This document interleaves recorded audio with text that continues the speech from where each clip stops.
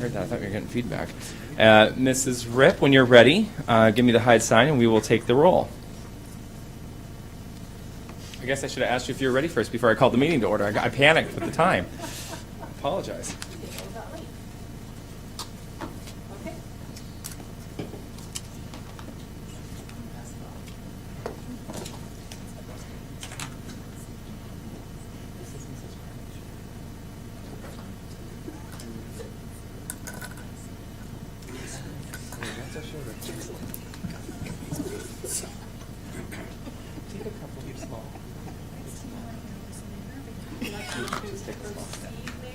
What's that?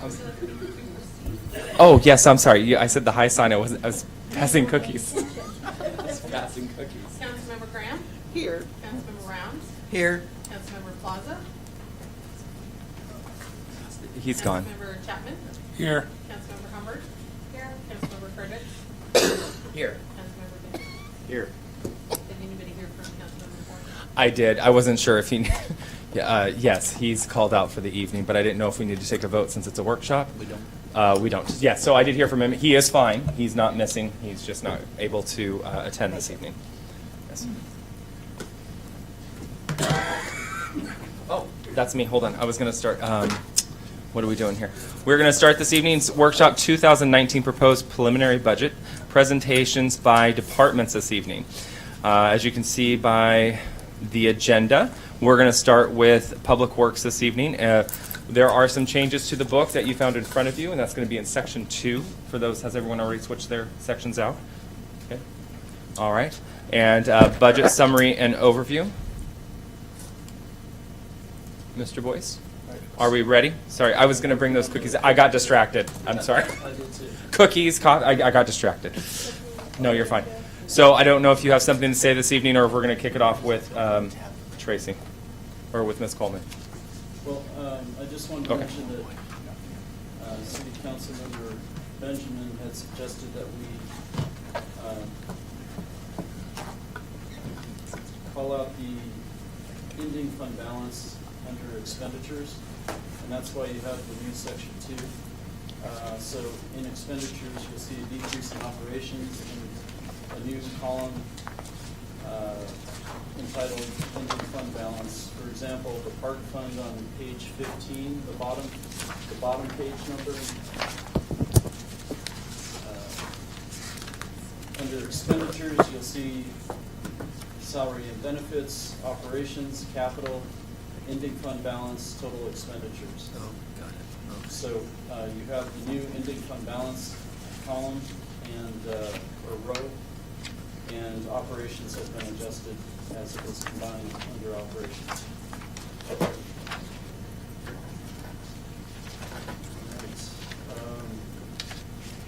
And Councilmember Graham, did you want to take this opportunity now to? Well, I was informed that you wait Oh, okay. for a regular council That's meeting. fine. That's fine. Thank you. Is that okay? Okay, so with that, we can jump into the presentations. Chief Kelly will be here tonight. He's doing an active shooter training at one of the local churches. So he will be here shortly. With that, we have Public Works up first. I would like to ask to be excused to go grab a piece of paper that's on my desk across the street so I can answer questions that you may have that I don't have.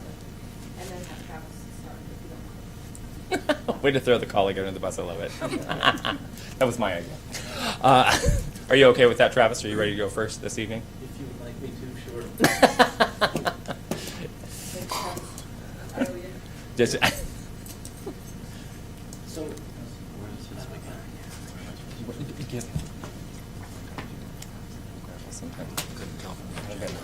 Sorry, Mr. Goddard. That's okay. I was hoping the chief and Tracy were here because I have something that they don't have, and that is because everybody loves a winner. I don't have the toys and the cool stuff that they have, so I have to sell what I have, right? I'm a winner. So I'll point that out at the very beginning. So Travis, I wear have- mine at work all day. Perfect. Yep.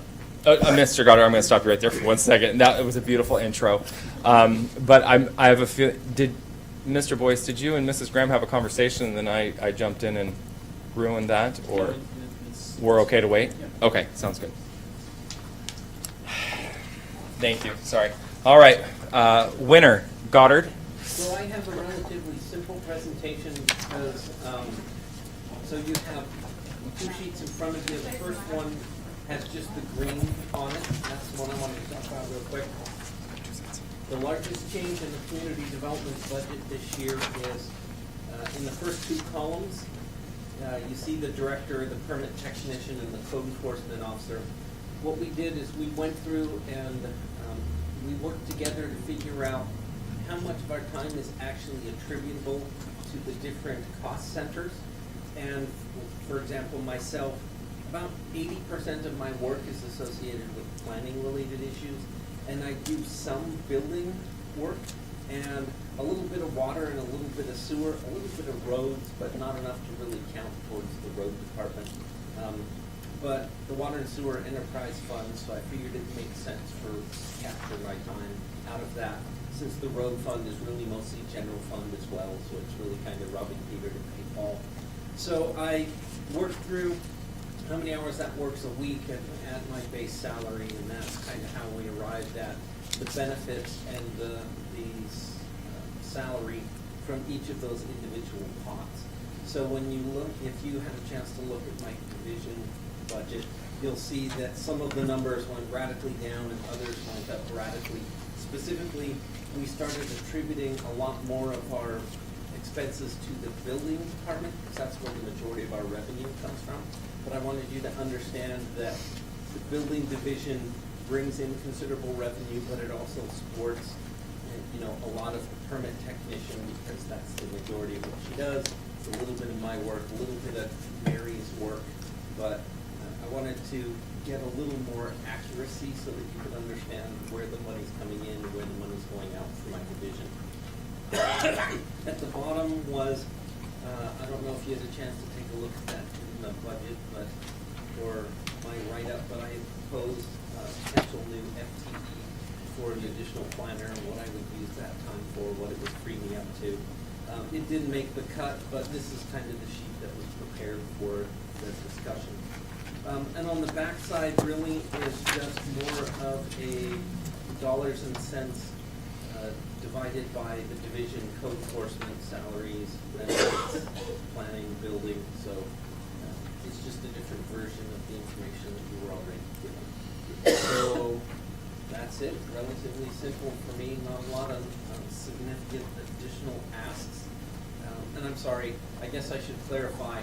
So on this page that has the yellow highlights, there I built into it the additional planner, but at the bottom is a little green thing that says the effective budget increase request without the additional planner.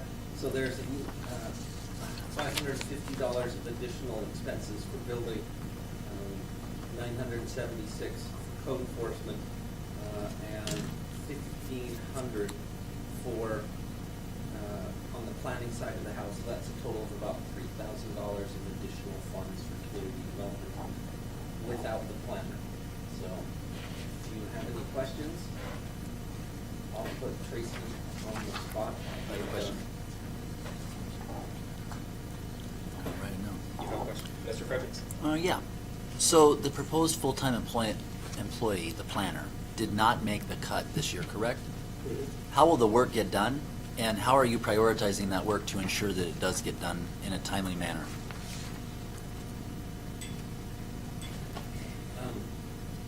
The work will get done because it will get done in a slower fashion.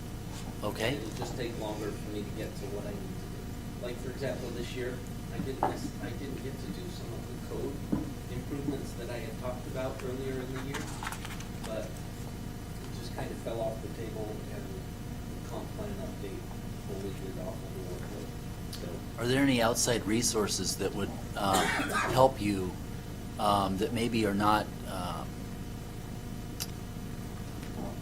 maybe wouldn't have such a high fixed cost as a full-time employee does, but does allow for one-time budget expenditures to be able to get the work done? There are, we could use, like, for example, we have HHPR and Brad Kilby from Rob Vander's Zandon's firm, who is a planner who could help us. I use them occasionally on code or application-related stuff, but that's easier because there's a fee associated with the work that he does. The long-range stuff, which is the stuff that I haven't gotten done this year, has no revenue associated with it, so I didn't include any budget requests specifically for, $20,000 to do code improvements. So I wasn't prepared to address that. I'll just muddle along and continue to do as much as I possibly can given the time that I have. Do you think that that is appropriate? I mean, considering some of the code changes that probably should be addressed within our code, I guess I'm trying to understand what's the plan to get to that long-term range stuff that you're having a difficult time getting to. Shouldn't it get done at some point? That's a tough question. This year, I just got inundated with a ton of permits at the same time. If that is an anomaly, I don't necessarily want to put the city in the position of having an extra permit person on staff or having a consultant on contract to do work that I could end up doing myself. But it's tough. Part of me says, yes, I would be happy with the consultant, but part of me also says, I have no guarantee that a consultant is going to produce a better product than I would rather do by myself, because I'm probably not going to be happy with what they propose. So I look at the existing code, and it might have been written by a consultant, and I'm no happier with it than I might be with something that comes along with the next consultant's product. What? The reason I ask is because I feel like you need help, and I feel like there's a request for help, and I feel like we need to make that a priority if we can, but I don't have an understanding of what your, A priorities are, stuff that has to be out of the door this Friday, your B pile, which can be done in the next 2 weeks, and then your C pile. These are the nice things that probably should be addressed because they could get the city in trouble later, or they might be issues for us later if they don't get addressed. I'd really like to have an understanding of, I know you're requesting a full-time that got denied in the original request, but I'd really like to have an understanding of what needs to be, what should be looked at, and can we plan for that?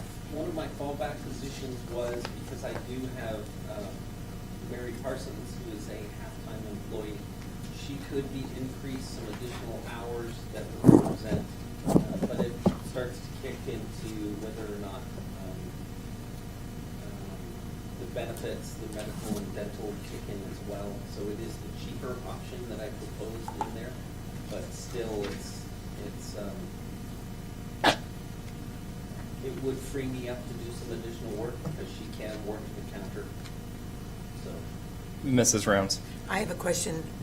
Are you able to handle business applications and whatever you need to do with that in a timely manner?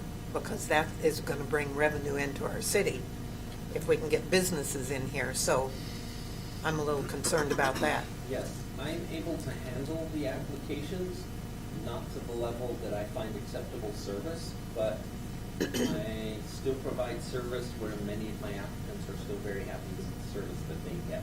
So at some point that will break down, but my choice this year was to drop some of the long-range stuff and continue with as much permitting as I possibly could get done.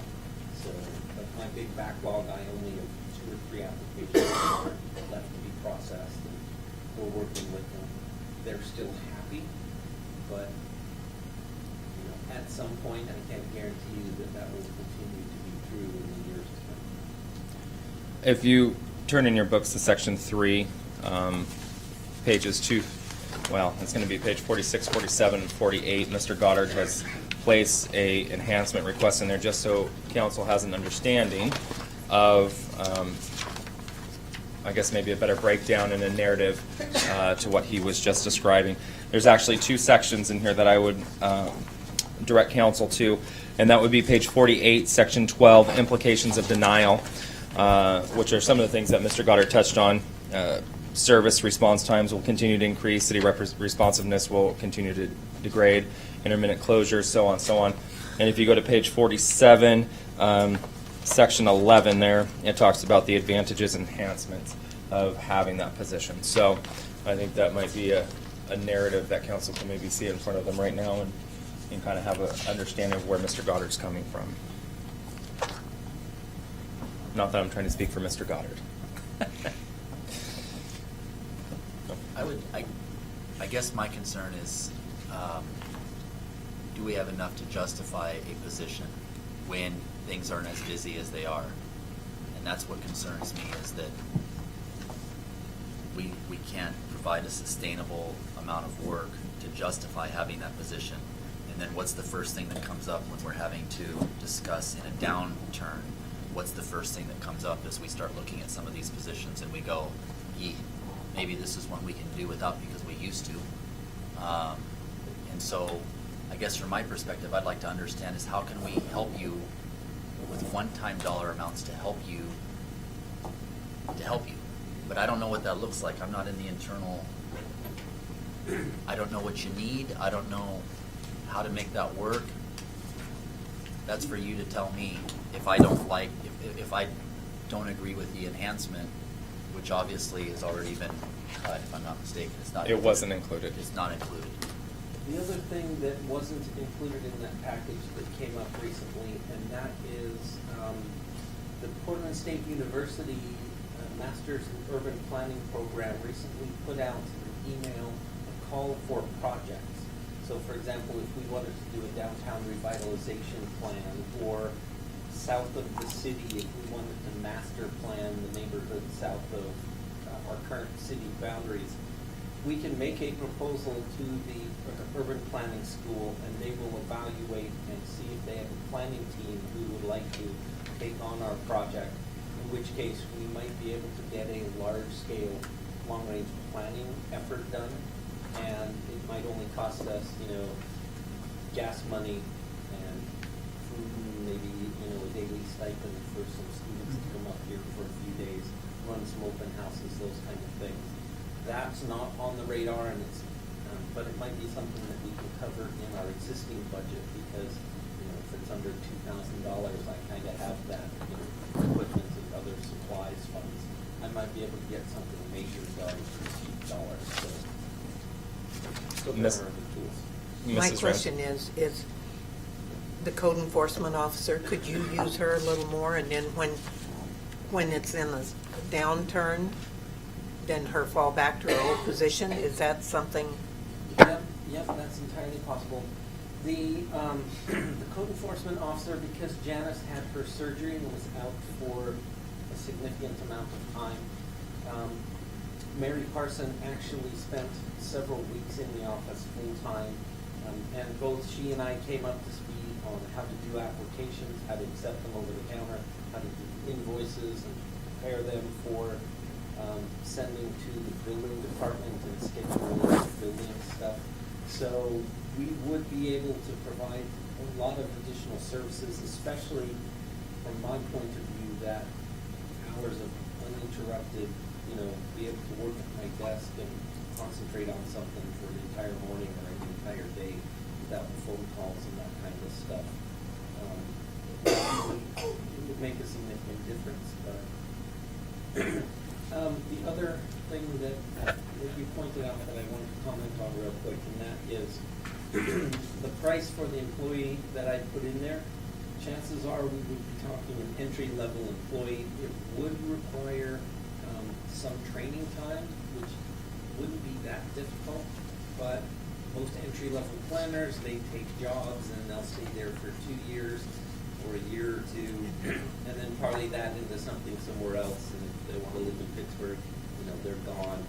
So my plan would be to hire somebody with no experience off the street, train them in my way of providing customer service rather than trying to retrain somebody else or hiring a senior planner, which would cost more and require me to do as much training as a brand new person with a blank slate.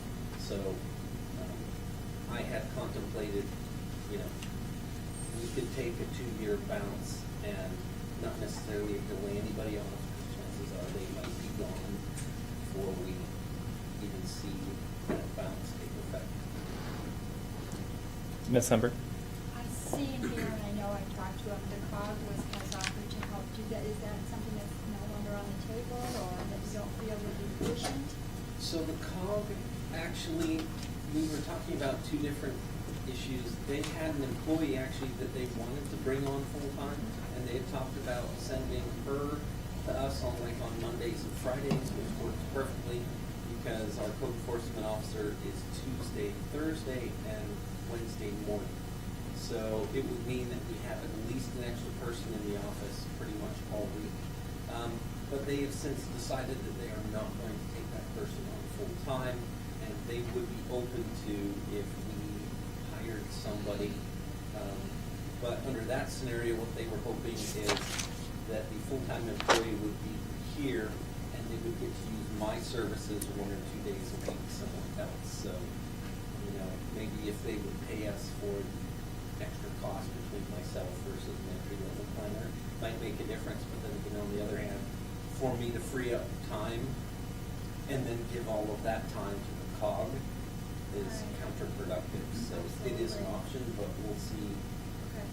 Because I know he's talked about it a couple of different times in a couple of different scenarios. And in the beginning, that's kind of what it was. We hire and they work down there, they work down. But I know that they've looked at a couple of other people and they're looking at things a little differently. So I just wondered if that was totally on the table or something that needs to happen and would be good for both of us.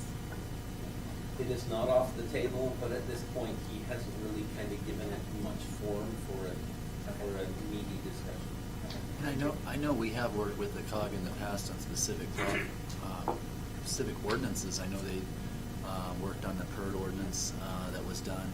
So I know that they have the ability to, at the time, they've done it, they've certainly done it in the past. So I just want to make sure that we're not, back to Councilman Rounds indicated, I just want to make sure that we're not slowing the process down and that we're giving you the tools so you don't feel like you're, you know, Don't breathing have through a anything straw because every you day. don't have enough.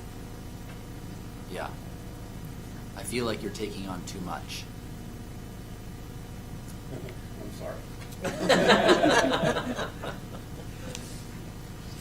Any other questions or comments for Mr. Goddard?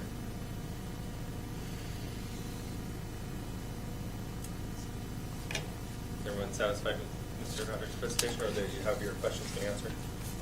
I may have more as we go through, or as we get later in this process, I may come back to this discussion.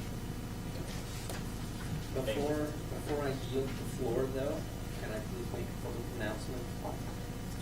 The schedule for the open houses for our comprehensive plan discussions has been posted around town, and I emailed them to you, and they will be announced, or they will be published in the paper. So for the record, I wanted to point out that this Friday will be the first of those open houses from 1 to 6:30 here at the City Council Chambers.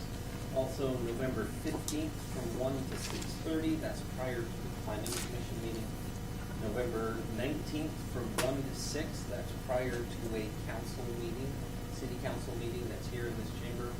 December 3rd, which is 1 to 6 prior to the City Council meeting. And December 4th, 4 to 9. So I tried to pick evenings, the different days of the week, including a Friday. I picked a time that usually 1 o'clock until about dinner time, so that way people can wander in the afternoon if they're not working during the day, or in the evening, but potentially on their way home, they can stop by and see me. Then there's a couple where it's a little later, and there are other hearings here, so I'm hoping to capture people who might be here for other business. But those are the scheduled, and if I have to add more, or I will. But other than that, our first hearing would be December 10th. And then January, we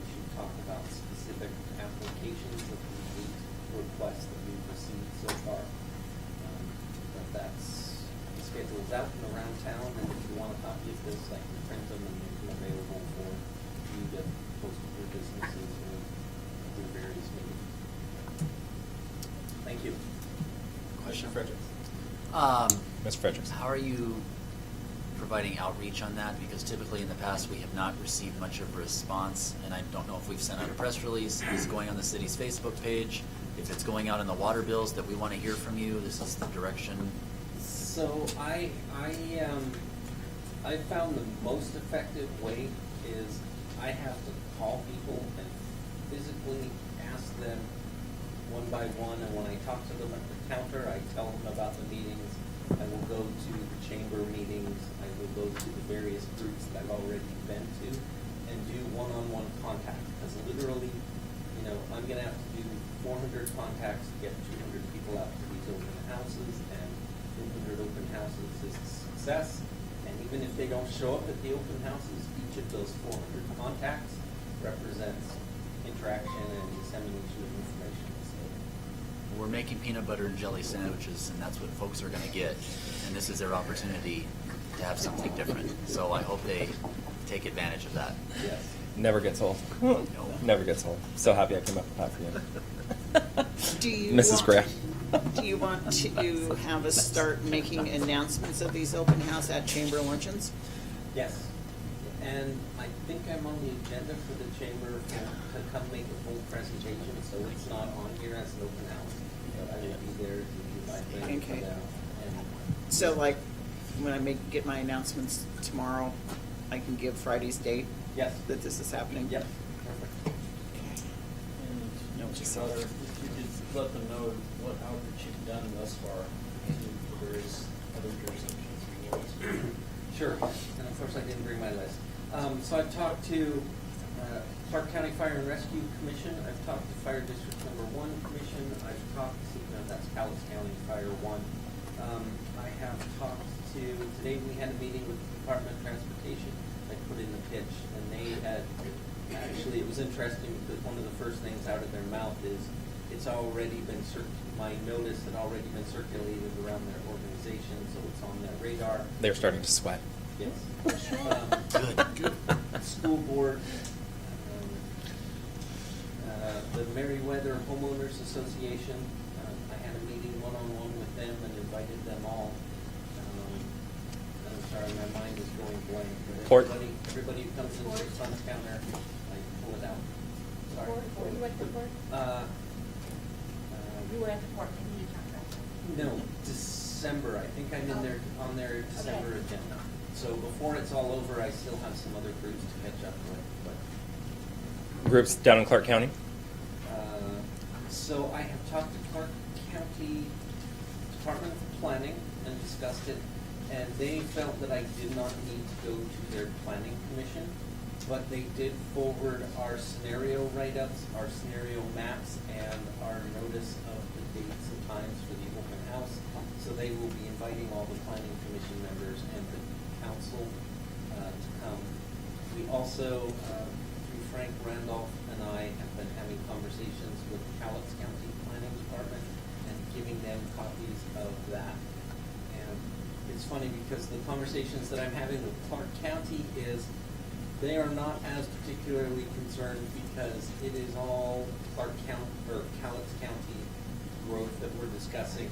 And Cowlitz County is not quite sure what to do because it's all growth management discussion and they really don't care and they don't want to get involved with urban growth area discussions. So I'm kind of getting, lukewarm reception from them, but we're continuing to send them information and send them invites. Hopefully they'll disseminate it to their affected groups. Oh, Daikin District, talk to the Daikin District this month. And there was a beautiful write-up in the Reflector. Yes, that was an amazing writing. Great story. I think they laid it out quite well. Anything else? Okay. All right. I think Mr. Goddard, I think you're doing a wonderful job on this one. Thank you. All right. Are you yielding the floor now, sir? I am. Do you want to take a lap to show off your medal?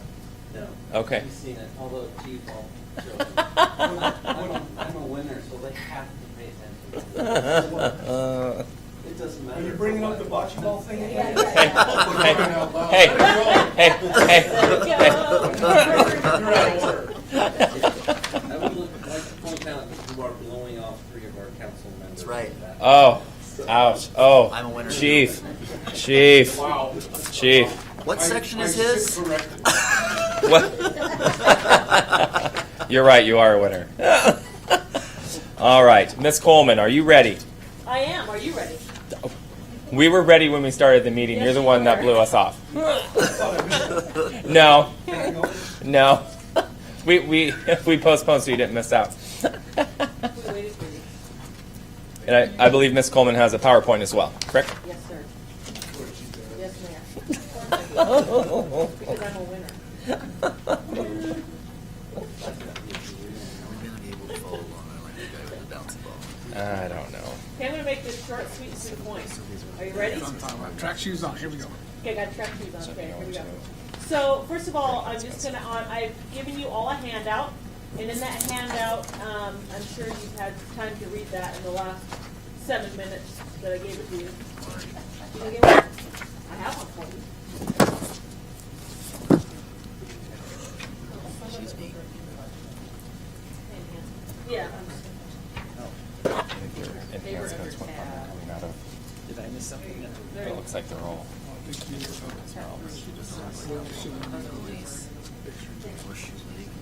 Okay, so, the very first page that I give you in the handout tonight is basically the public works summary. What do we do? So, I think the biggest thing to point out here is that we have 14 employees overall, administrative and workers, and those are inclusive of water treatment plant, sewer, roads. And of those, we maintain 34 miles of streets, 28 miles of sewer, 42 miles of water, 486 hydrants, 379 streetlights, and 11 public buildings. So those are the main things that I want you guys to be aware of. And then because our city resides within Clark and Cowlitz County, we have kind of some great exceptions that we actually work with WashDOT, Cowlitz, and Clark County Roads Department within our city, which is great because it saves us money for contractor costs. So just wanted to bring that up to your attention. And then the goal that I have for the department, and I'm sure it's been a goal in years past, is to provide a safe place to work and play within the city. So that's my goal. I want to make sure that everybody can come to work, they can play safe, whether it's a playground, whether it's Horseshoe Lake, whether it's driving on the road in the extreme storm conditions. That's the goal of the Public Works Department. So if we start on the next page, I've made this pretty simplistic, and I'm asking for funding in these general funds. And then I've highlighted, as we go through this in this packet, if you turn to the very next page from the summary, you'll see that I've labeled it up above what fund I've asked for, and there's the enhancement for that fund, okay? So the first one I'm going Ms. through. Coleman, can I Yes. stop you just real quick question? These items that you're requesting are not in the budget today. They are in the budget. They are already But I included. wanted to make sure they're all summarized in easy format for you. That was my only question. I just Yes. want to make sure they were in or out. They're in. all in. All these are in. I'm going to show you what I requested and what I'm asking for. So I'll kind of go through the slides. So the first one right here is we had a request for a program enhancement for soundproofing the interview room here at the police department, and I requested $16,600, and it's, as far as I'm aware, it's been allocated $16,600, which is part of the budget request. All of these have been gone through with Mr. Boyce and Mrs. Rick. So, and we went through the budget, made sure that the budget balanced when we requested all these. So there's the very first enhancement. And so, that I've asked for out of the general fund, and like I said, if you look here, it says general fund, and it tells you what it is and why I've asked for it, and the dollar amount. So if we go to the next one, park. So if you look here, you can see everything that when I went to the city and said, this is what I see that we could use or that we need, I put in a request, and here's all my requests, $500,000. Then, when we sat down and went over the budget, we cut a whole bunch of stuff out. So you can see what I'm asking for, which has been, I'm not approved in the budget because council approves it, but what has been balanced for the budget, and it is in your budget request. So Horseshoe Lake Management, $5,000. If you go to your next page that I gave you, it says Fund 101 for the park, Horseshoe Lake Management. It tells you everything that was in that $32,000. Now, since we didn't have $32,000 that we could use, I'm saying $5,000. And out of the $5,000, it's a hit and miss of what we're going to be able to do with the $5,000. But everything that we need for that Horseshoe Lake Park is listed right here for you, and the dollar amounts that are involved in that. Okay. Now, when we spend the $5,000, we can go to the Horseshoe Lake Committee and they can say, hey, we really want the aquatic management plan, or we really want to probe for the, like testing the lake, or we really need to continue to test for E. coli, etc. But that $5,000 will get us the very bare minimal for Horseshoe Lake. Okay, so we cut out, instead of $32,000, we said, where can you make your cuts? There's the first cut that I made in the request. The second one is repairs and maintenance, building and equipment. So I asked for $27,700 based on what I saw that was needed. And let me tell you what that was inclusive of.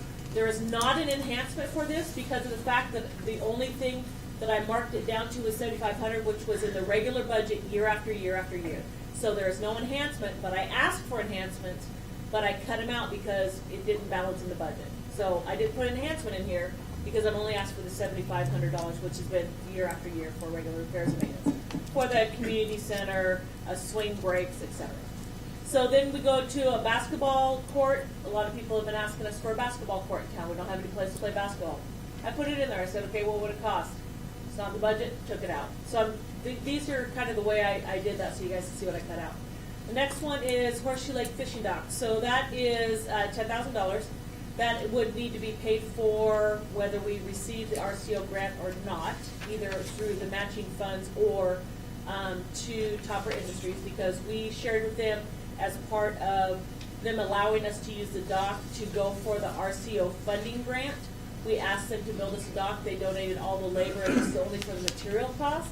So we told them that we would pay them the $10,000 for the materials within a year's period of time. So whether we obtain the grant or not, we need to pay them for the materials within a 1 year period of time. So that's part of what I'm asking for in there.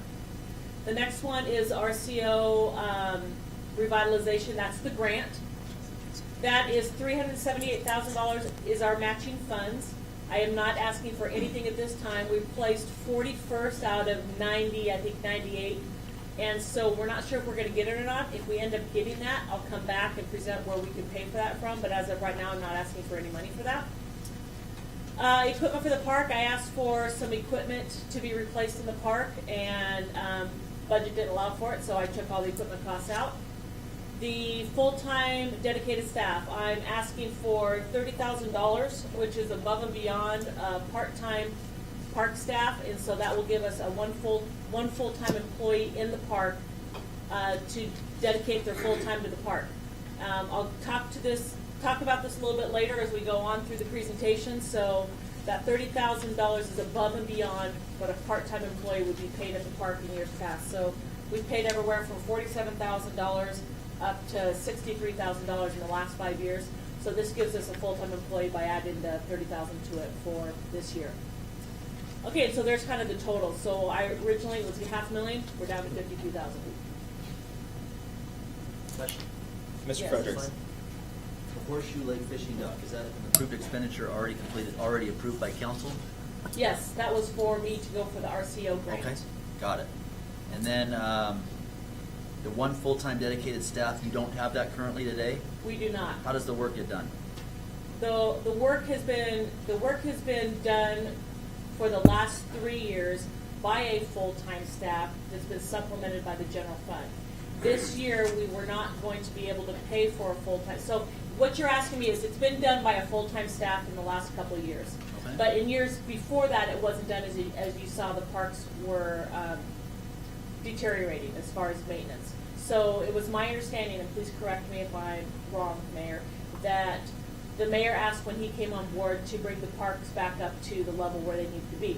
So thus, money was paid out of the general fund, and Pete, if you can correct me too, money was paid out of the general fund to supplement the staff budget for parks for a full-time person versus only part-time people working in the park. Go ahead, Pete. Basically, we increased the park budget, and as you all know, there's not much of a reserve there, so that had to come from either 301 or the general fund to make up that difference. Okay. So in the last few years, it's been enhanced staffing level. How long we're going to be able to continue that, I'm not sure much past this year we'll be able to continue at that level.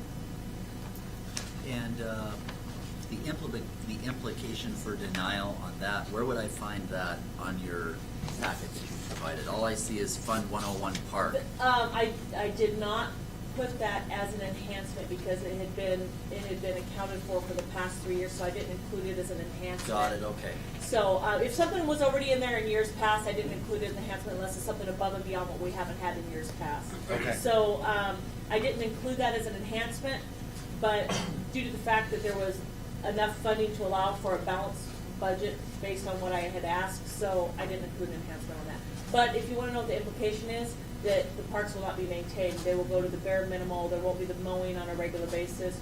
There would just be garbage collection and bathroom cleaning. Okay. So the mowing would be cut to a third of what's being done now. Okay. And pick up we probably wouldn't be picking up dog feces, et cetera, because there wouldn't be the time to go do that, or pine cones and stuff like that. It would just be left to be done on a limited basis as we could get to it. Okay.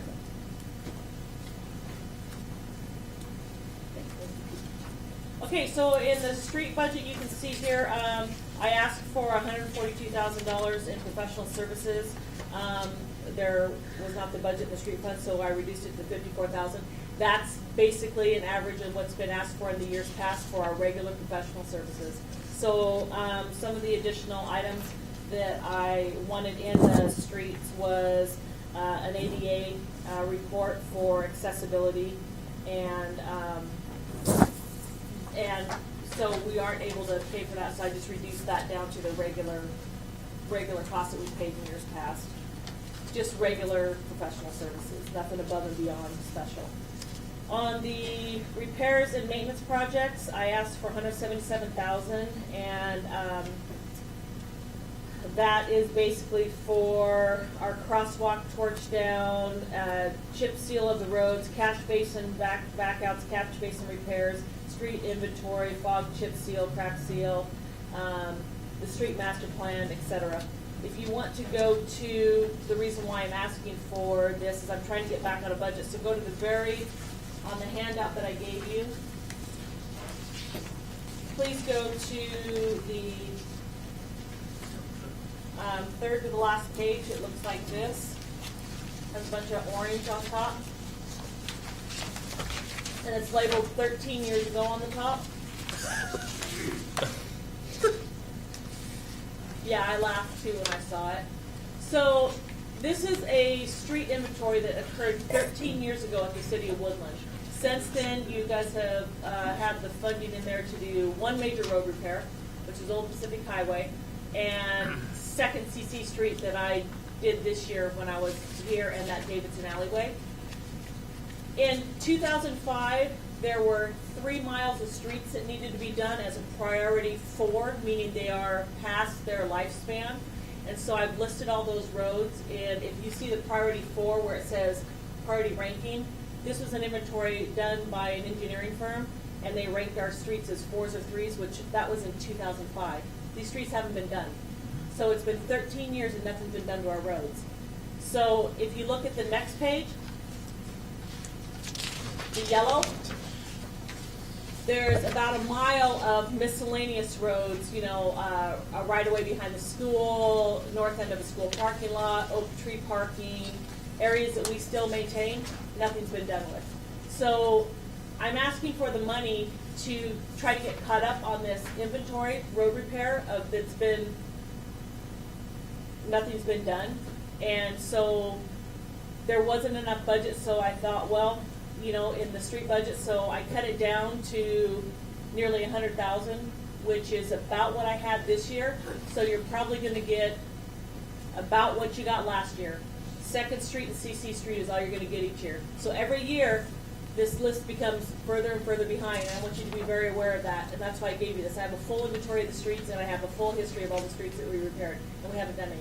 So we have streets that we've done out there that we've done some torch down on, not torch down, some crack seal. Once you crack seal a road, you need to go back over it, and we haven't gone over it, and the crack seal's been done for 4 years now. So I'm not trying to scare you, I'm just trying to make you aware that every year there hasn't been money in the street budget for repairs, and there really needs to be some consideration taken to that, and I'm trying to do the best I can by reducing the budget, but I'm not gonna get very far, and I want you to be aware of that. So that's gonna be one of the concerns that I come up with. So I reduced it from 177,000, trying to get a little further ahead to 92,000, which is what I had to work with this year. On the. Ms. Coleman, can I ask you Go a ahead. question on that? Yes. Mr. So Fredericks. I think, I'm pretty sure all of us are aware of that. We've had two voter requests for additional funding that would have created dedicated funding, and the voters each time said no. Yep. And so they would like us to find it, I'm sure, within the existing budget. I'm been here 10 years. I can't find it. Yeah. And so, maybe at some point what it would be, maybe a good thing to do is get a focus group of citizens together to tell us the error of our ways, to try to find the additional funding, because I can't find it anywhere, and the amount that we need isn't gonna even come close to what is gonna be required, and it keeps getting worse and worse and more costly year after year after year. And so that's the concern. I don't think there's funding today within the existing budget to be able to address even a third of these, or a quarter, or even 10% of these items that are on the list. So I'm sure, at least I can speak, I think we're all aware. Yep. It's a challenge that we have in saying, okay, well, what are we gonna cut to pay for that? Right. Well, and I think my bigger concern is we're asking to bring more and more businesses into the city, and you can't maintain what you have. So I'm not trying to be negative, Debbie Downer, but I'm just saying that if you want to bring business in the city, you need to be able to pay for your infrastructure. And that infrastructure comes through some type of fee that you would charge that new business to come in. And also that fee that you use to charge a new business to come in. And I'm going to give an example, not that I support it or don't support it, but I'm going to give the example. If you have an impact fee of some sort, and that impact fee comes in, you can use your impact fees for grant funding. And there are grant funding for some street improvements. For instance, I'll get into a little later, one of the grants that we received is for the full reclamation of Scott Avenue. But you have to match it, so we can use the transportation impact fees that we have to match that. So I'm just sharing with you that there are some ways to get ahead. That's one little teeny example. But there are ways to get funding, but you still need matching dollars. And that's the challenge I think we have, is creating the matching funds to go along with it.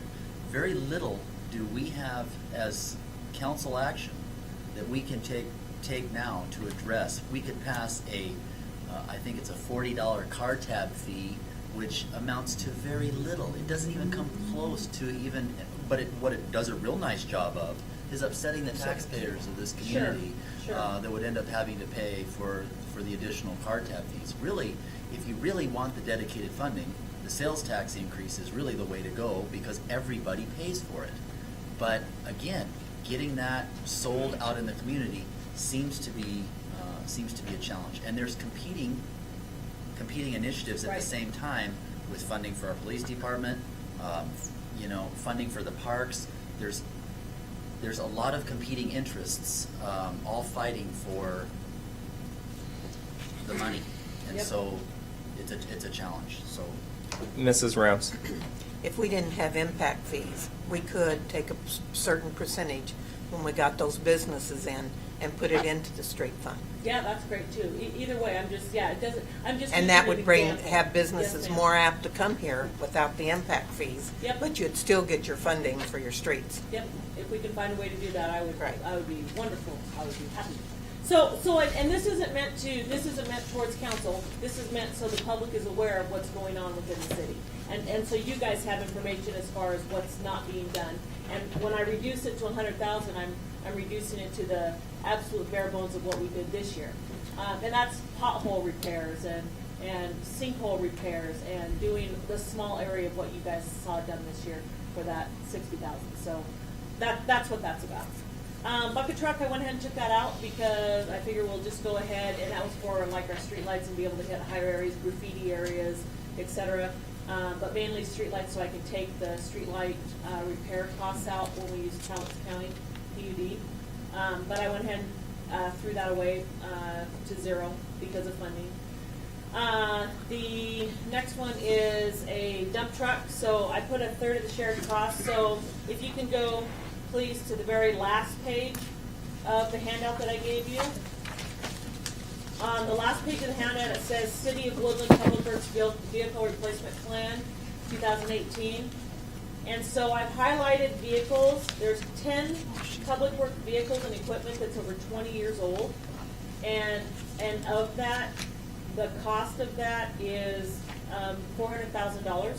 And so one thing that we are not going to be able to have is a dump truck if we don't replace it this year, because when vehicles get to be 20 years old, it's hard to find parts for the vehicles, replacement parts, and so the last thing we want to do is not be able to have sand to put on the roads or to be able to haul our materials away that we clean out of our sewer lift station, make a difference day, etc. Plow the roads, so our dump truck we use to plow the roads, so I put that in there and I've split it between a third between the streets, water, and sewer, because we use it for all items around town. So that's $23,000 that I've put in there for the street funds. Also, the next one we have is repairs of maintenance sidewalks. I asked for, you can see that in the enhancement, I asked for $120,000. On that enhancement, that was 1/10 of the repairs that we need to do within the city. And so because there wasn't funding, I reduced it down to $40,000 to try to make it balance. So you can see where I put in on the enhancement under the sidewalk repairs that we're asking for 1/10 of the funds this year. And I was going over a 10-year cycle. Well, I had to reduce it down to $40,000. So a third of what we needed to do, 1/10 of our sidewalk repairs.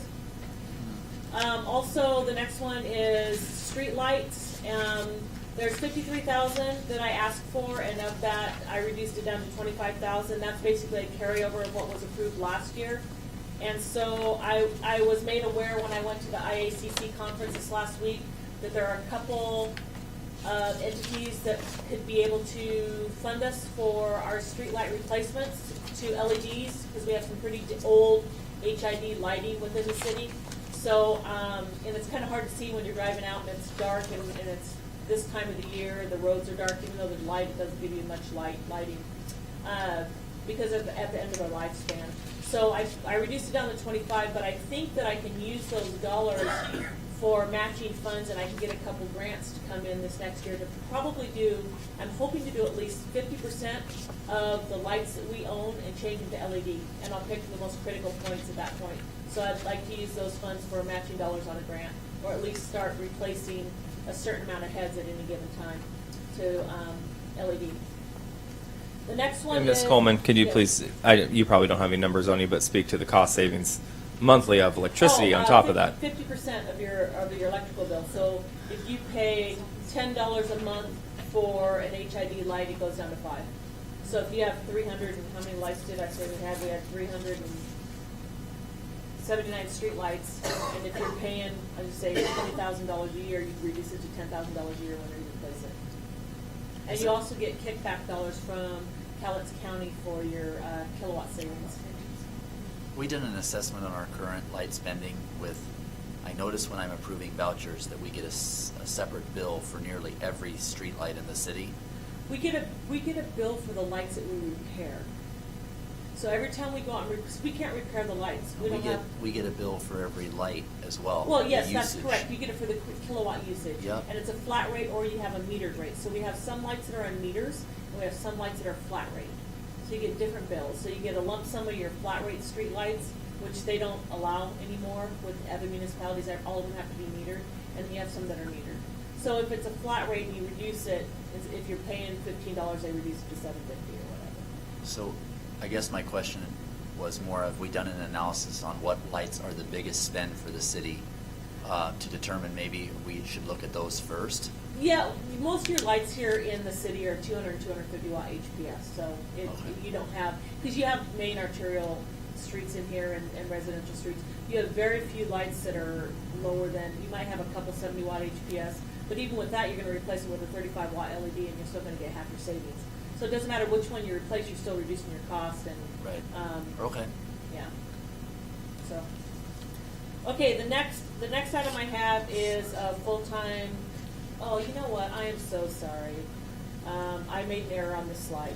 So the full-time dedicated staff and the total came over from my previous slide when I copied it, so please ignore those 2 line items, cross them off. So from my previous, where I talked about the park, I carried this slide over and I didn't erase those 2. So the last 2 lines are not accurate. As you can tell, it's not $500,000. And I'm not asking for 52,000, so those 2 are incorrect, and I apologize for that. So please cross those line items off if you wouldn't mind. Oh, you don't have it, I'll cross it off mine, how's that sound? Erase it from your mind. Okay, so the next I have is my water fund, and so on the water fund, I'm asking for $32,000 for an electric gate entrance. So that's similar to what we have at the wastewater treatment plant, and the reason why I'm asking for that is we are now doing the development of Scott Hill Park, which you guys are familiar. We aren't, but Scott Hill Park is being developed. And so we're going to have more and more traffic up in that area, and we need to have a gated entrance in there. And so in order for us to, we can piggyback on the contractor that's up there, we can do it for half the cost of what we would be able to do it for ourselves. So I put that in there because it was a great cost savings to the city, and it ended up being in the balanced budget. Also, the bucket truck, I went ahead and took that out again. I figured, we didn't have enough funds in it, so I just took it out because I was splitting it between all fund costs. So this one I asked for, but I took it out of the request. Equipment dump truck, there's that $23,000, something that we do need. Ms. Coleman, can I stop you on the Yes. on the equipment dump truck there? On the items that you've put on the last page here, if you were Yes. going to fund those, what would the percentages look like from where the cost would come from? So if, It would be, so basically it would depend on the equipment. So for instance, the Chevy 5-yarder, that would be a 30 each. The backhoe would be a 30 each because we use it for water, sewer, and roads. The crane, you could pretty much do a 30 each out of most of all of this, with the exception of stuff that we use just specifically at the park. So if you have like, let's see here, I think we have the John Deere Gator, that would just be in parks. But anything, and the Ford F-250 is just used at the parks for the park I'd like to have an maintenance. understanding on this list of what is of high priority and The high priority. I feel are like the we're ones- just doing, okay, this is urgent, that this dump truck needs to be done. That's But I 100% feel correct. like there's other urgent matters that we're putting Yeah. some duct tape on it and calling it good, because So it's the ones that I've highlighted on the very last page. all those are in, All those are in urgent. They're over 10 years. They're over 20 years old, and they all are at the end of their lifespan. And this was from what Gary told me, because I wasn't here. This has been on the list for 10 years. So and now they're at a 20-year span. So and I tallied up the 380. So it would be a third for that. okay, We did so, that 380, a third each. got it, on the 380, a third. My question is have you done an analysis on the water and sewer fund of the impacts that would have on the ending fund balance by purchasing that equipment? So we did not, I don't believe we touched our reserves, did we, Mary, out of our water or sewer fund? I don't believe we touched, go ahead. Well, we did reduce the Fund reserves balance. because of the water treatment plant, right? That's right. So, But not in the sewer.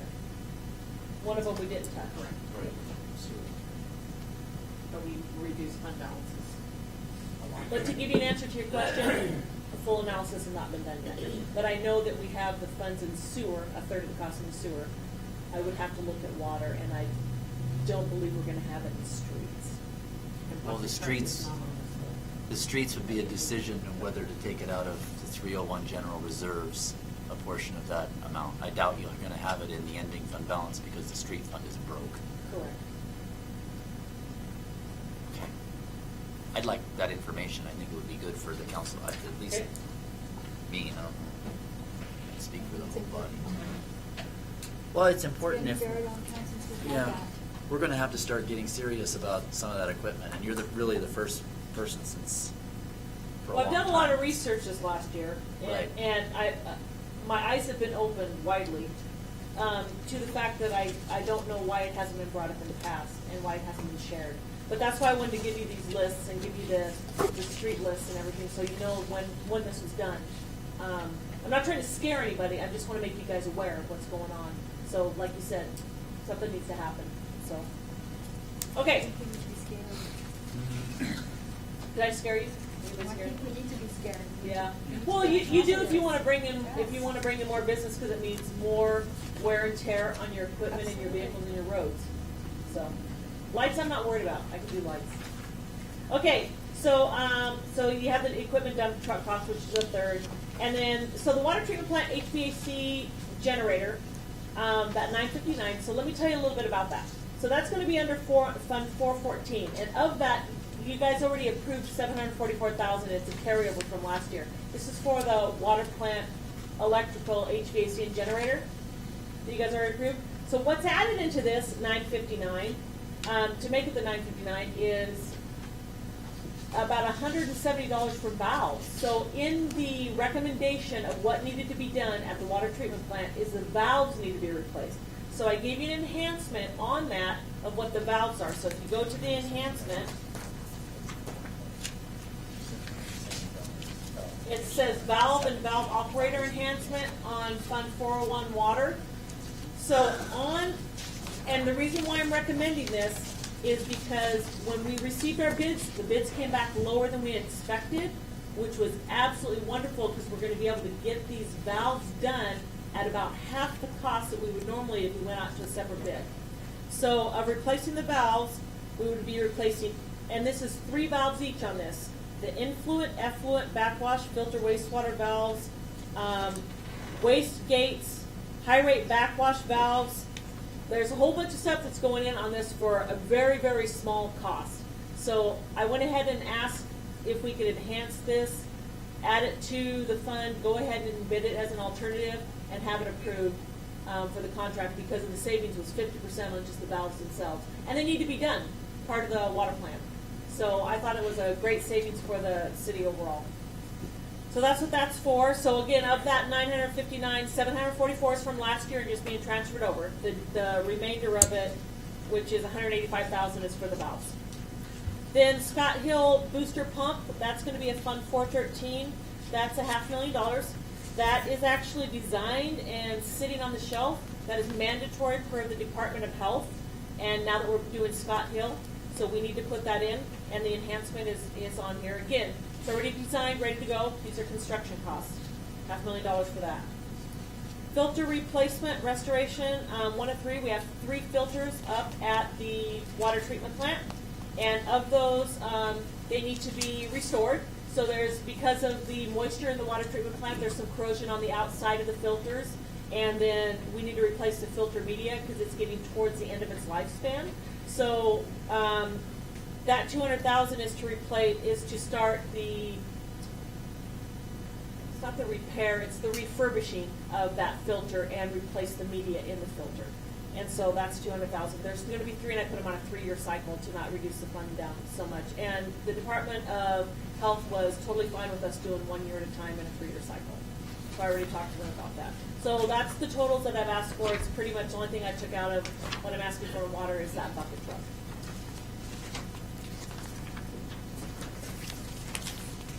Any questions on water? I have a question on parks. On parks? I went backwards, I'm sorry. I was thinking. Oh, Lord. It takes my a minute mind to is catch so up. past park. Okay, You go start ahead. talking and then I start thinking and then Oh, Lord, it leads okay. me to. Yes. So from a funding perspective, the parks is totally funded directly from the general fund. Yes. What other funding mechanisms from a revenue standpoint does the city have available to it, considering that we have a recreational district that's set up for taxing purposes and which was really put into place when we have the pool? It's my understanding that the city has no taxing authority, additional taxing authority, or even asking taxpayers to fund anything additional for our parks. Is that correct? Mary Don't know the shaking. answer to that. Ms. Ripp is shaking her head yes. Having said that, what additional funding opportunities then does the city have? Can we initiate a use fee? What things do we have available to us? Because at some point, we probably should explore some of those options. Right, so one of the items that I brought to the attention at some of the meetings was, you know, we have these events that go on at our park. We'll just give an example, on Horseshoe Lake. So we have the triathlon, I'll give you an example of that, just to throw an example out. The fee that we charge for this triathlon is minimal. What is it, $250? $250.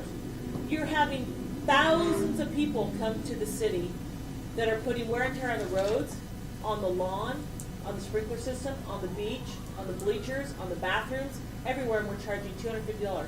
So one of the items that I brought up was we should raise the fee for something of an event that large that's going to shut basically the park down for 2 days, and reimburse ourselves for the man-hour labors that it takes for our guys to go out and empty the garbage, set up, you know, road blockage signs if they rent us for that. What does it really cost for the wear and tear? Because when you go in, you have to come in, you have to clean up all the garbage, etc. $250 is very minimal for us to charge for a large event like that. Also, our Horseshoe Lake picnic shelter is very low. I raised the rate $50 because we weren't even covering our costs for our guys to go out and clean that up on Monday after it was used over the weekend.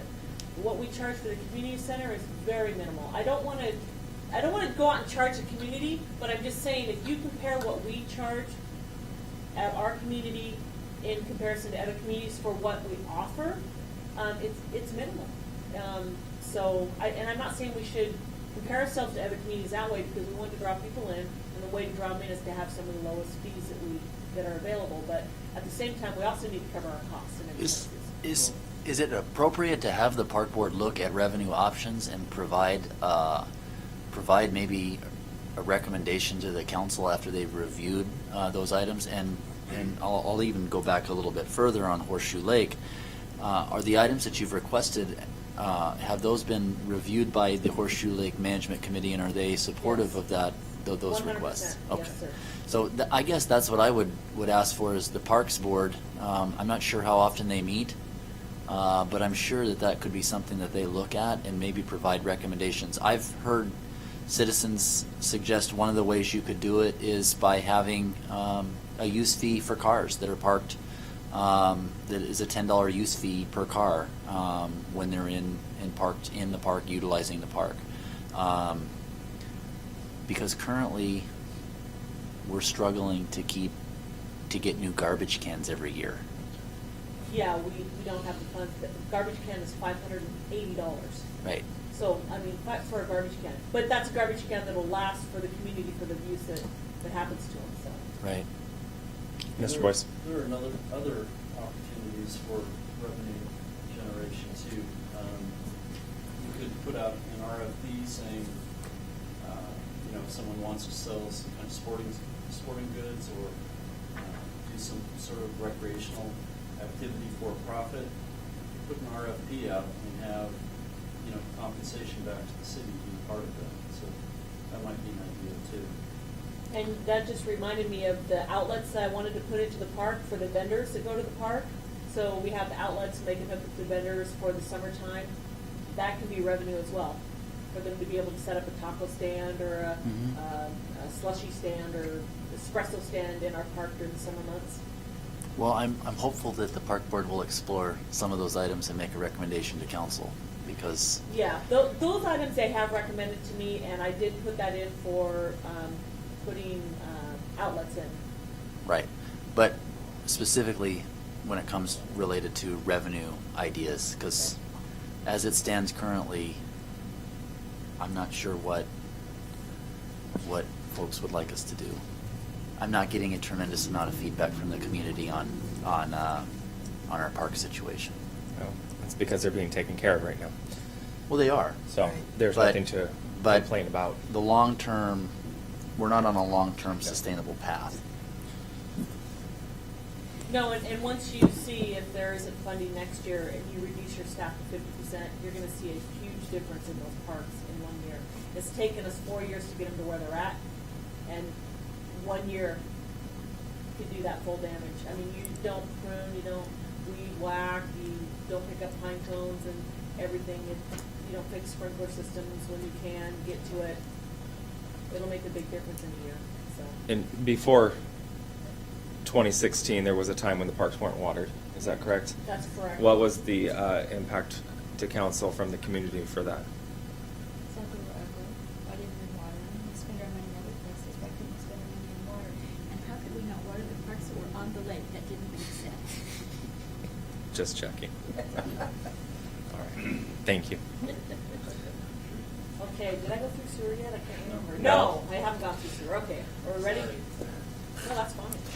Okay, so the first one is for lift station 5 upgrade. This is a carryover from last year, and so I just requested the 335 and put in the asking as well. Bucket truck, I took that one out on this one as well. Equipment for the dump truck, same thing for cost share for our dump truck replacement. Sewer line, Scott Hill Road, so this I've asked for, we need to connect the sewer line from the top of Scott Hill all the way down to Pacific, so that's $330,000. And then the jet rotor back truck, I've asked for $400,000 for that. That's so we can go and clean out our own sewer lines, and when they get plugged with grease. So you know we've had 4 sewer line plugs since I've been here that have been major emergencies where we've had to call the City of Vancouver. They only come out after hours. So we have our guys on overtime, City of Vancouver on overtime. You know, it's a $10,000 bill every time we do that. So this is for us to be able to ride out our own sewer lines and be able to. It's kind of. Have you ever seen a plugged sewer line? I can imagine. It's well, when it has grease in it. If anybody would like to come out and see that, you will definitely want us to have a jet rotor back truck because I had to walk away. I'll YouTube that. It was horrid. Oh, yeah, you Okay, should so tag anyway, into so it. that's what that's for. I will tell you that I'm also working on the disposal because you have to dispose of grease a different way. You can't just go throw it into your sewer lift station. So I'm looking at a disposal area for that as well. So can I clarify this list here that you have? This is built into the budget today? Yes, It yes. is, okay. Everything that's in the asking column is built into the budget. Okay. Everything that was requested was a pipe dream of, hey, let me just start working on where we need to go. And then the asking was, okay, I can reduce this and this is where we're at. And there is sufficient funds in both water and Yes. sewer to accommodate these requests? Yes, yes, Okay. yes, sir. And so, so the next one is what I have, the flow trend. Okay, so the roll trend roll-off sludge mate dewatering container. So as you guys know, we had a small problem this year trying to get a contract for our sludge. Do you remember that? The sludge contract? So we didn't have a place to put it. We're like, where are we going to put this sludge? So this gives us a temporary holding container to place sludge if we run into that situation again, if we don't have a place to haul it. So it's just a container for sludge is what it is. So that's in there. And then also the screening system upgrade, there is a $150,000 carryover from last year, so we're asking for $100,000 more because when the cost went out for a screening system upgrade, it came back at higher than what they anticipated that was approved for last year. So we're asking for the $100,000 more. And that's to keep our pumps from being clogged of rags and stuff and rocks getting into our pumps at the sewer treatment plant. So the screening system just prevents that from happening. I have a question. The sludge container, Yes. is it enclosed so It there's is. no odor? Nope, it's just Okay. like it's just the same process as what's up at the wastewater treatment plant right Okay. now. But I will tell you that our screw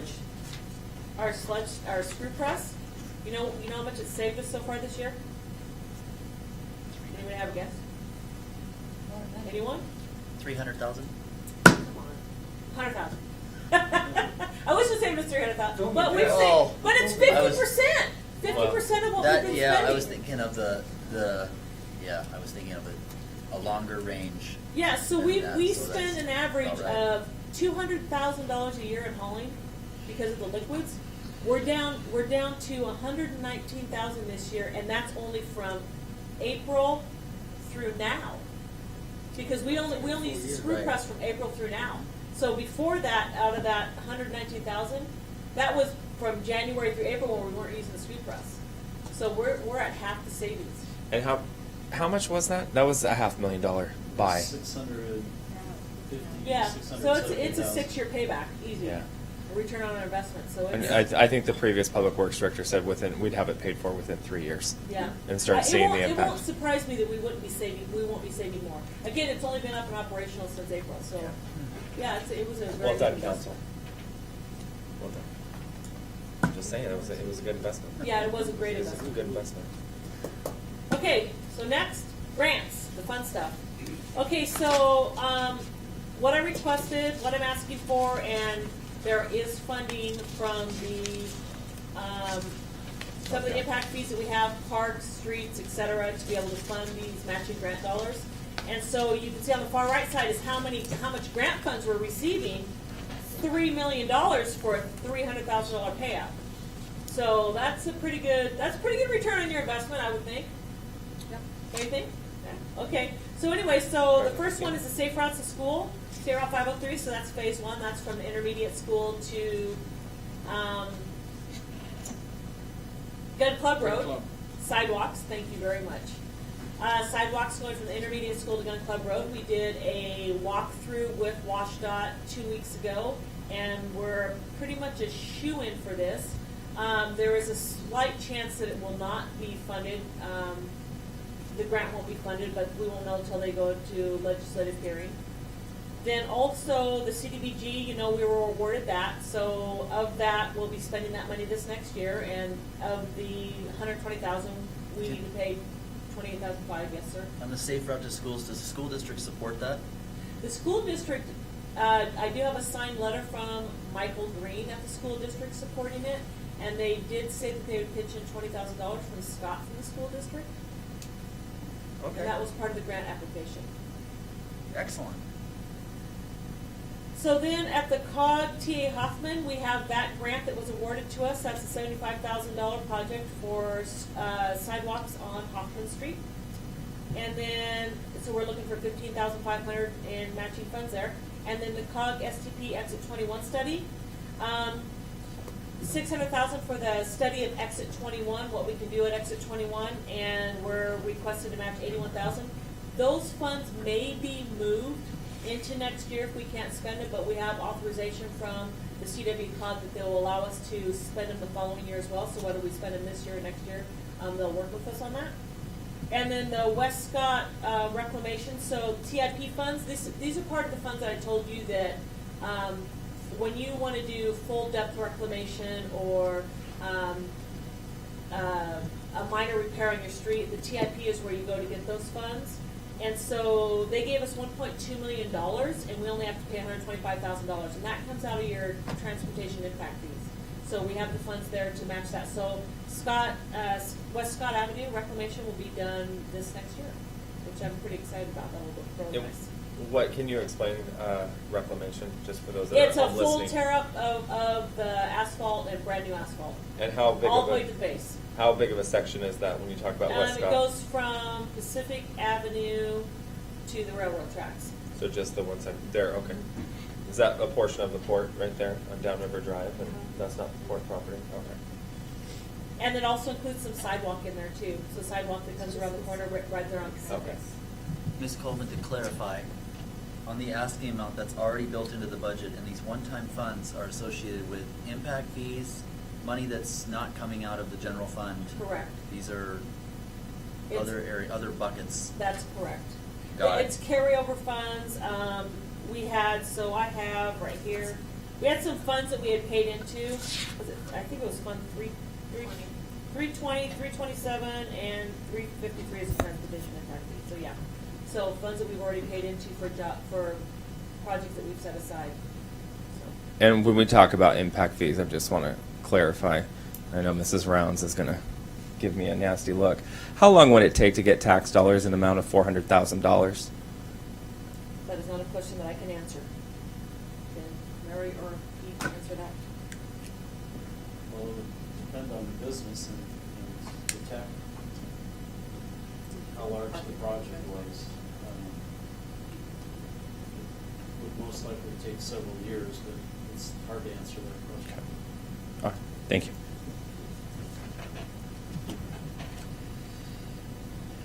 Okay. Then the very last slide, which I've been just a Debbie Downer all night, but let me give you my last slide. All right, it's a Debbie Downer.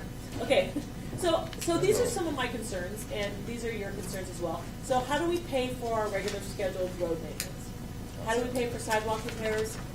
How do we pay for vehicle replacement, grant matching, and parking? Which is everything that I've shown you in this budget. So, what I put in the budget, what the asking was, man, it would be nice if we could start down this path and start hitting this on a 10-year cycle or a 5-year cycle. But if we can't, and we have to cut back, that's great, we can cut back and we'll do baby steps, but how are we gonna get to where we need to be? And so those are just questions that I don't have answers to, but I asked council to figure out a way how we can pay for the items that we need here in our community, or tell me where to go. I'm not crazy. Tell me where to go to the park board and ask them for their feedback, or Horseshoe Lake, and see what kind of funding we need to bring into our city. So those are just some questions that are lingering for me because I don't have the answers, but something that we need to think about. That's all I have. I believe that those questions will probably be discussed at our retreat in 2019. Ms. Coleman, is it possible to get a copy of this PowerPoint presentation specifically for that retreat? Yes, actually, Pete has it. I sent it to Mary and Pete in their email, and I have it on a thumb drive, and I can give you this copy. If we could get it included with 3 Kareem hole punches, I'd like a copy of it for my binder. Yep. Questions, further questions for Ms. Coleman on what was just presented to council?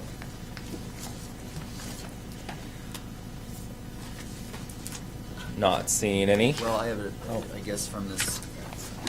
Mr. Fredericks? Can you go back to the very last slide there, if it's not too difficult. I'm sorry.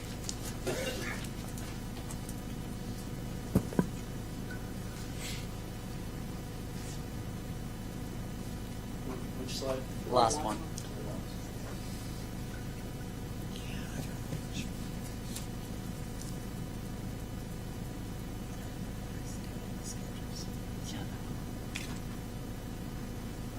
Quicker than you did. Oh, wow. Just saying. I thought you did great, Tracy. Yes, and you did a fantastic job. Now, having said that, though, I think it's important especially on the regular scheduled road maintenance. I think that's certainly a discussion that needs to occur. I really appreciate the slide that was this page, Second to the last. second to the last, and this page, where it talks about really the street inventory from 2005.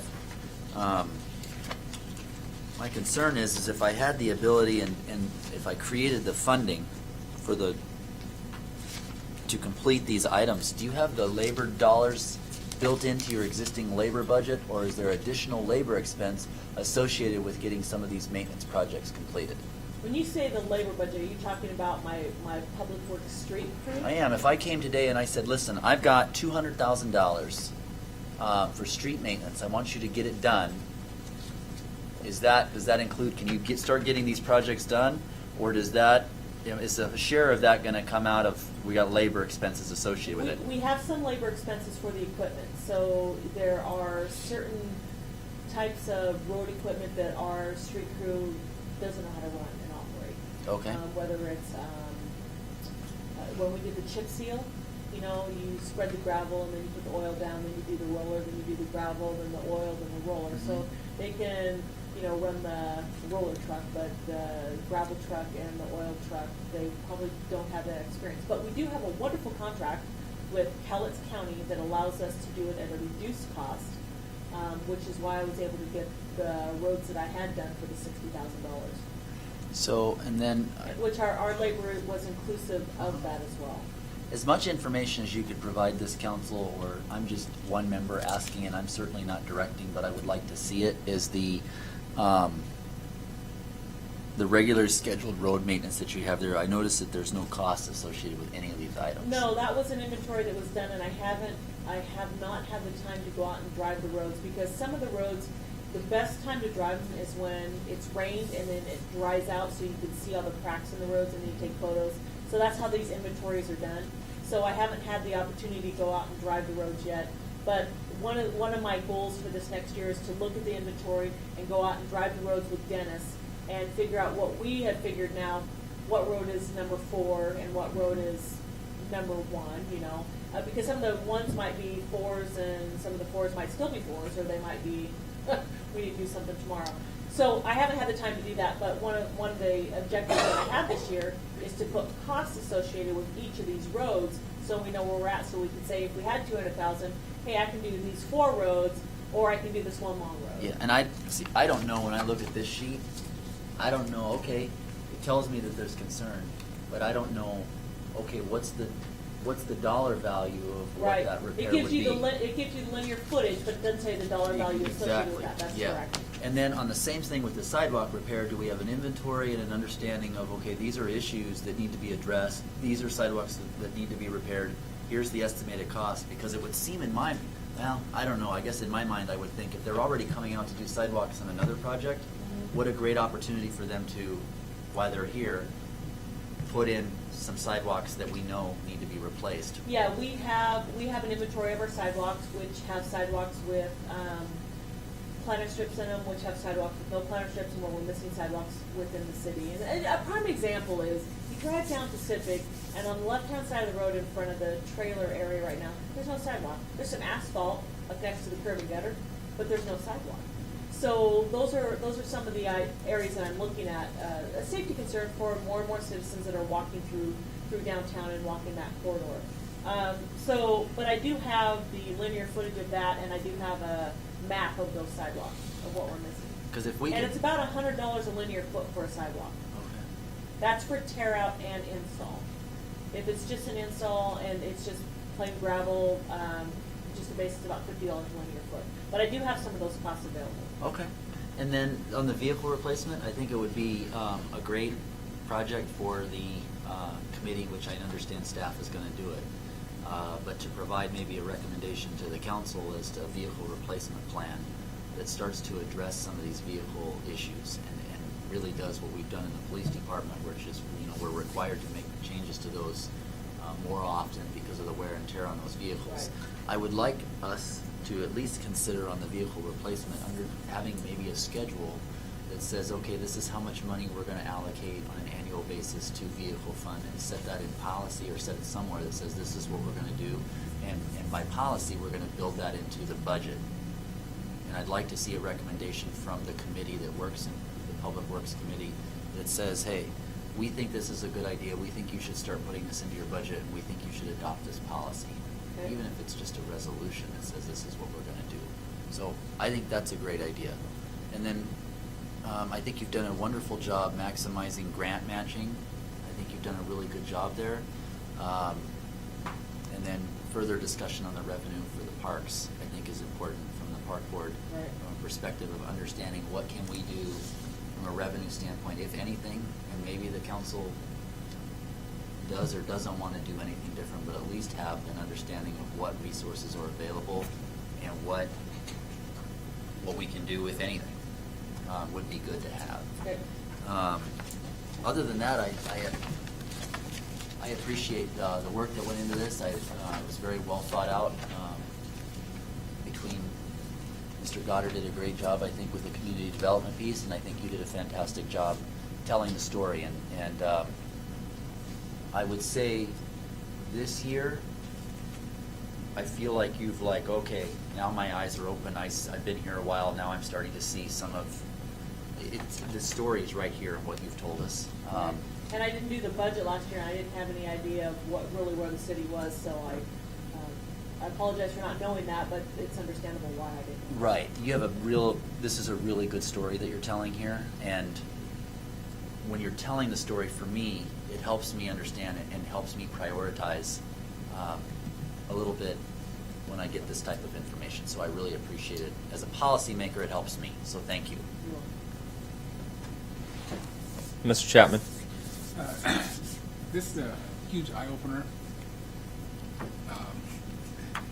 Yeah, I thought it was rough, but no, it is rough. And Tracy, I commend you immensely, because I know a lot of people would see all this and be like, want another job. And I commend you sticking this out and hanging with us. Kudos, big time. Thank you very much. I love a challenge. Yes, I can see that. I can see that. And thank you very much. All right, seeing no one else, it's 8:32. We'll take a 8-minute break. Podium or? Do you want me to? You know what? Tracy had a PowerPoint. Travis sat No, down. I You can stand in front of council and preach. I cannot compete with Mrs. Coleman. So. No, I don't think anyone can. I don't think anyone can. But I did get this slow bag from her. Yeah. It was a very successful trip. The matching jacket convention. Oh. Oh, it's cold in here. Oh gosh, it's so cold, so cold. Yeah, well, He's a little upset because he wants more than just a badge, I guess. well, he should be, and so should we, because we should each have one as city council that says that. Oh, look snap. what you're doing. Look what you're doing. And the chief is up for his presentation now. It's 8:42. We're back in session. Look at the time. Look at the time. Dismiss.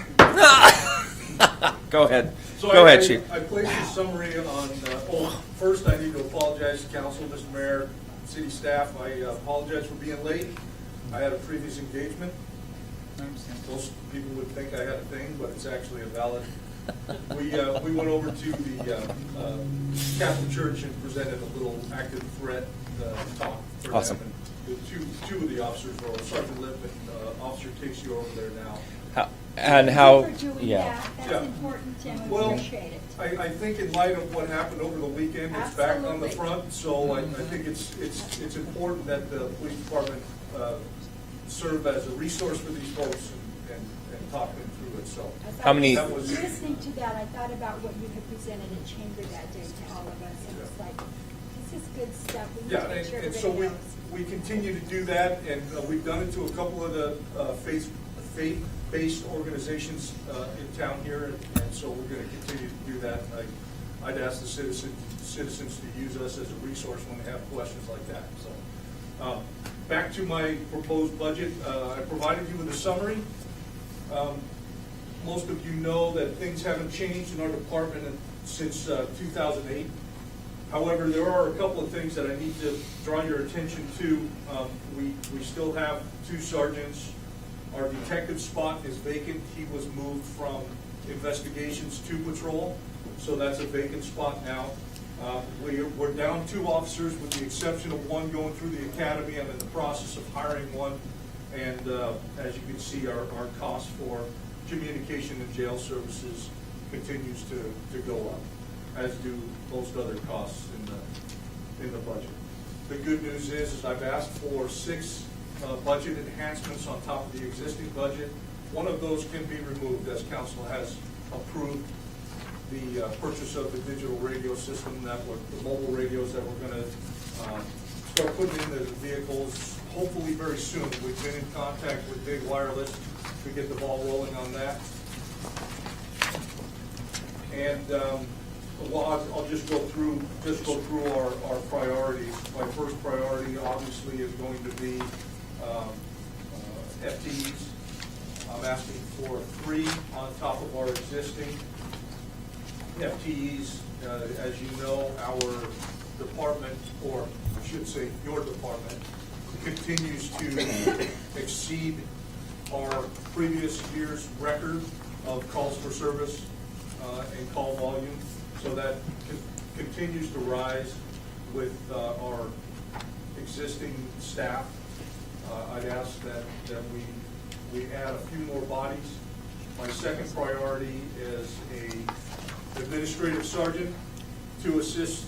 That member would also be part of the collective bargaining unit, so we could use that officer or that sergeant to fill vacant spots with training, with sick leave, with annual leave, and that type of stuff. And so that person would still act as part of the collective bargaining unit, but serve administratively and take some of the administrative burden off the existing patrol sergeants. The third priority would be our patrol vehicle rotation times 2. We touched on it a little bit. Did I skip one?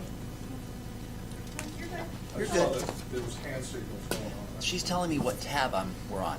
Mr. Fredericks is trying to get to the enhancement page. Tab 3, Oh. page 49. Thank you. We're on page 51. We're on page 51 of 132. Thank you. No, thank you. So the patrol vehicle rate, we touched on a little bit of that during Ms. Coleman's presentation, where we're, you know, trying to stay on top of an aging fleet. And that's just our way of improving our mobile observations throughout the city. As you know, some of the older vehicles can be difficult to repair. Ms. Coleman touched on a little bit, finding parts for it. But the wear and tear on police vehicles with the stop and go and fast and slow type things puts a little bit more stress on a vehicle. And I think it's imperative that we continue to be able to provide the quality service that we provide to the citizens of Woodland now and in the future. So I know that our budget allows us for a yearly rotation of one vehicle. I'm asking for an additional vehicle. In this case, it says ×2, but we're getting, I've asked for one vehicle, and we talked, a couple of the council members and I talked briefly after the last council meeting, and we discussed the cost. I had it indicated in the budget of $50,000. I'm asking to increase that to $58,000 for the SUVs. Were roughly about $56,000 and change when we bought the last SUV, and $53,000 and change for a patrol car. And realizing that the cost will probably go up, and so I'm asking for $58,000 versus $50,000. And then an additional vehicle on top of that so that we can keep up with our older vehicles. I think we have 2013 or 2012 and a 2013 that will need to be rotated through our fleet. And those would be surplus, so a little bit of the cost would be offset, not much though. And then our fourth priority would be Chief our Kelly, just to clarify something. Yes, sir. I must have misheard. So we have one vehicle that's built into the budget for 50,000, So far, yes, but sir. you need 58. Yes, sir. Is that going to be changed? That's going to be changed. And then, but you're asking for a second vehicle this year. Correct. Okay, which is Correct. the additional expense. Yeah. Last year, we didn't have any vehicles in the budget, so I left the priority at ×2. So in this case, since there's one in the budget already, I just asked for an additional as an enhancement, just to keep up on our aging fleet. So you did not purchase a vehicle this fiscal year in the one we're in? We did, but that was not in the existing 2018. I didn't ask for that, or that wasn't in there. Those were enhancements, or those were amendments, I should say. Amendments. It was missed during the 2018 cycle that it wasn't actually line item in there. And when the chief arrived, we went to purchase the vehicle and then realized that we didn't have the money, so we had to ask for an amendment. It should have been in the budget last year, but it was missed as an item. Okay. Did I get that right? Yes, sir. Okay. Well, I think, if I remember right, I think we did have one vehicle in the budget. Last year, or for fiscal year 2018? But I think we had it at a lower dollar amount. We had to do an amendment to increase it slightly. Different amount, because we bought a pickup, right? Is that right? That was an additional vehicle. Okay. Yes. So Yeah, and I might be misinformed. So there were two We bought vehicles. two, an SUV and a pickup. Okay, so the pickup was an enhancement, or I'm sorry, was an amendment? Yes. And we had to do We had an to- additional amendment on the SUV because we didn't have enough budgeted? Yes. Okay.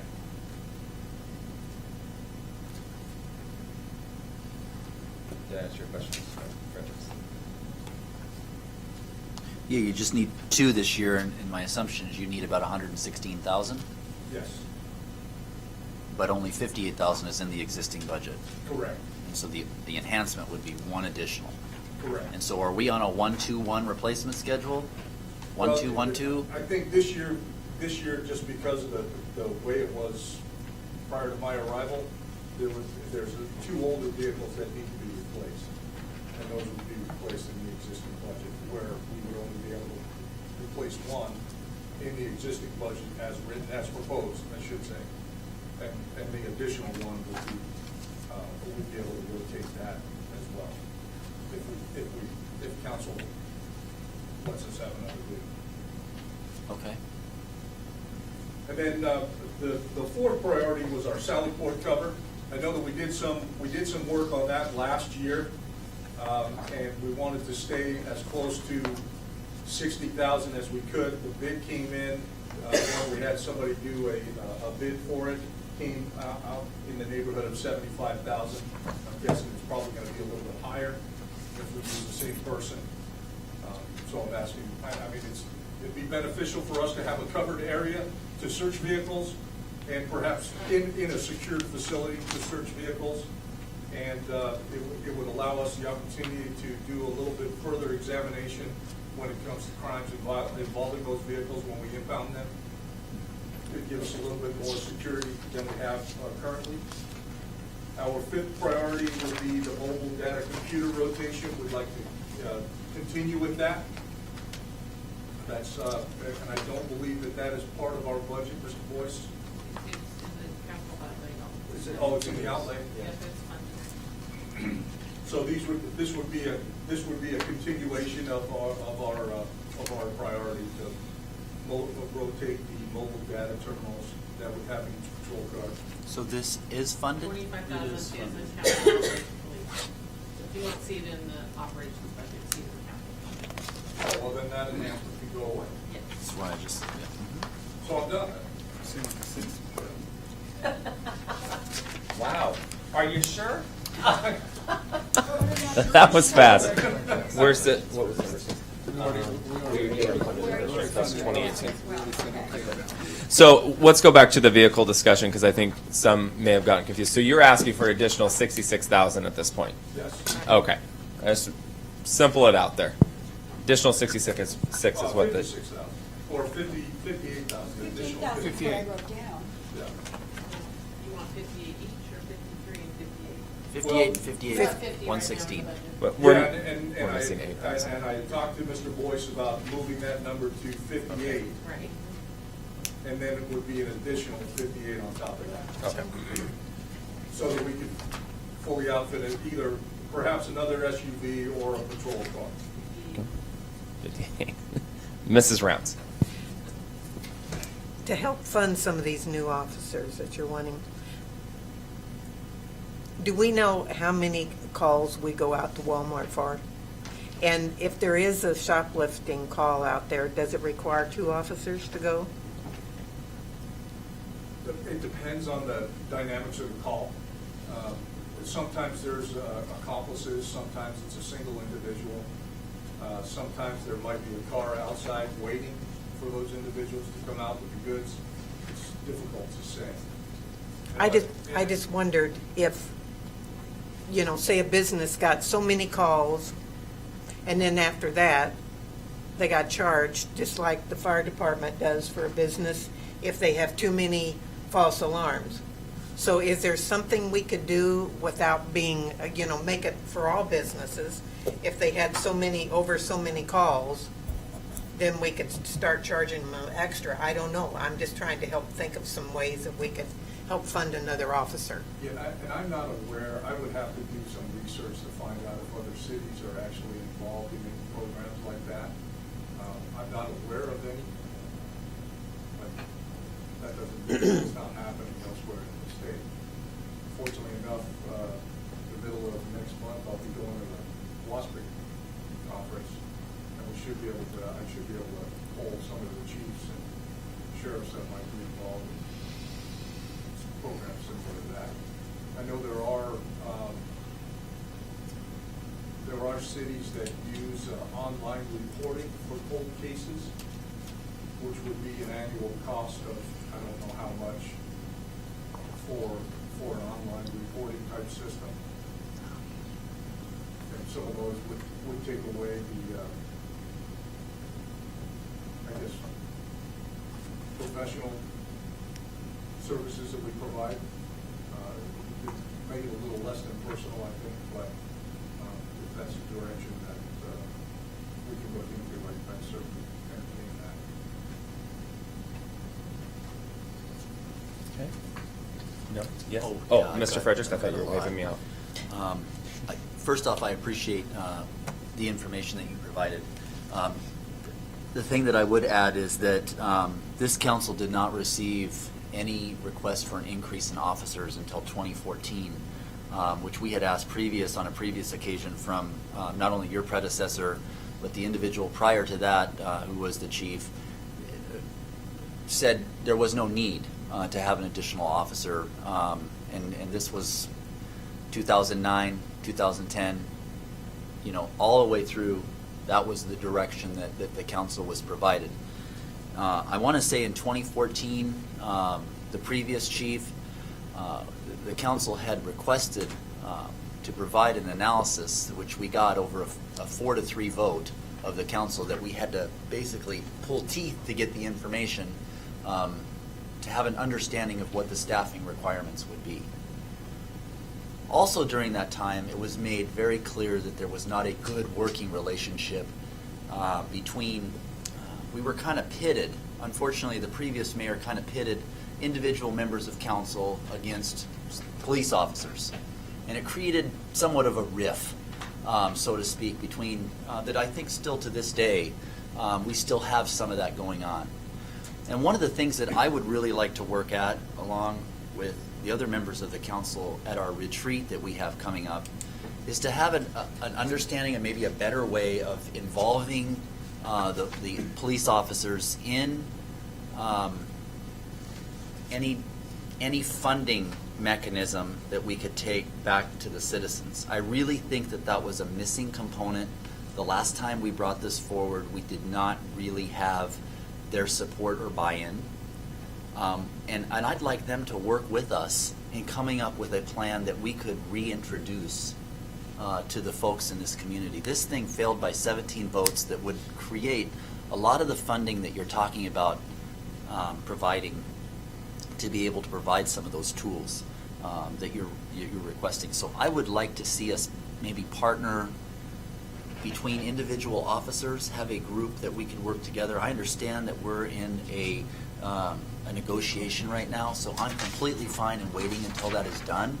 But I would really like to work together and come up with a solution that they're supportive of, so we can get maybe a press release from the guild saying, hey, this is something that we support, that we want to help you get over the finish line so we can actually get the necessary votes, because I really think that that's what it's going to take to show the community that we're all in this together.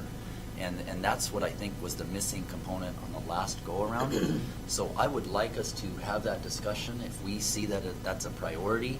Obviously, we've heard from Ms. Coleman, there's competing priorities, which we'll have to figure out what those are.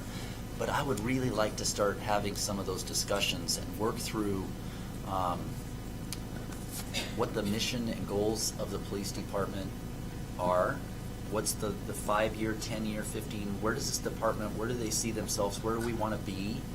And then start working towards trying to work with our community and getting the necessary funding in place for that. And I think that was really a missing component. So I'd like to throw there and start that discussion with you, and then hopefully, as you know, when we go through our retreat, that's something that this body can talk about next step-wise. But I want to extend in, whatever we can do to have our officers more involved in public safety, in any of the committees that we're on.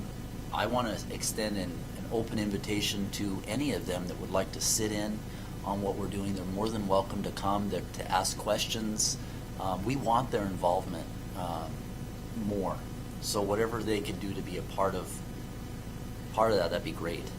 And I think that in the past, some of those communications were restricted, and I don't know where. But I found this out, I guess, recently, as did the mayor. Yeah. And Mayor Finn has taken strides to improve those communications.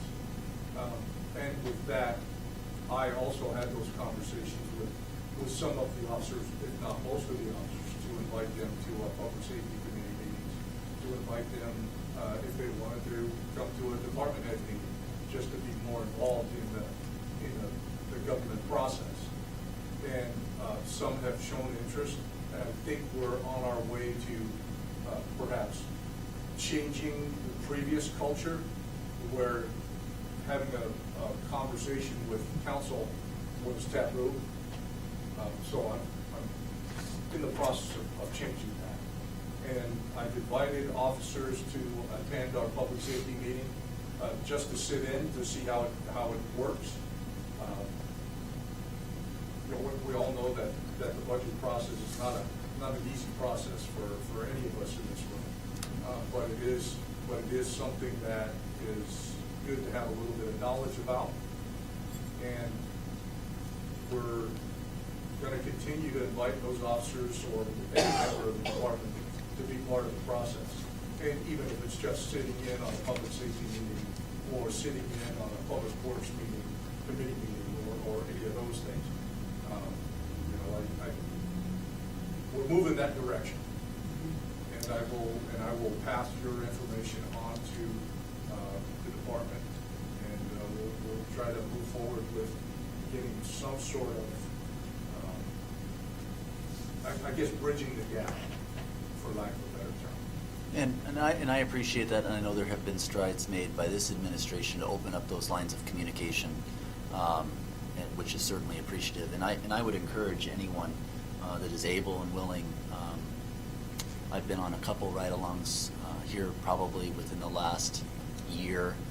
Matter of fact, I've been to Walmart on 2 calls. One required 1 officer, and there was another that required backup. So I've seen kind of both the gamut on both of those. So I would encourage you, spend a day, a weekend, and see what they go through, and talk to them and find out what their challenges are, because they have challenges in their job, and see what they do. But you know what? I would encourage. One of the things I'd say I've done a pretty good job at that, but I've done a horrible job at going out with Public Works. We're spending a day at the office when it's the day after we're cutting people off because payment hasn't been made for their water bill, and people are upset. So I would encourage, those other departments too, if you can spend a day and just watch, it helps you gain a little bit more perspective at what staff goes through on a daily basis. And also in the defense of the stigma that's put on Walmart, only roughly about 30% of our calls are. I was curious about that. Okay. And because when Mr. Frederick and I had a conversation about that very item, I started to do a little research on that. And in the past, I would say a handful of years, our calls are averaged about 30% of those calls. However, some of those calls turn into bigger calls because there's other crime associated with those individuals that we have conversations with. So it's not just the shoplifts, it's other things that are labeled Walmart when they only occur in the parking lot or in the periphery of Walmart. So those it's difficult to separate because we take those calls by address, and some of those calls specifically to the Walmart itself may not be actually part of that 30%.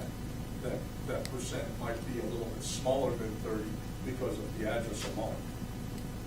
And so the parking lot or the side streets or just right on Dyke Road itself, the Dyke Access Road itself. So.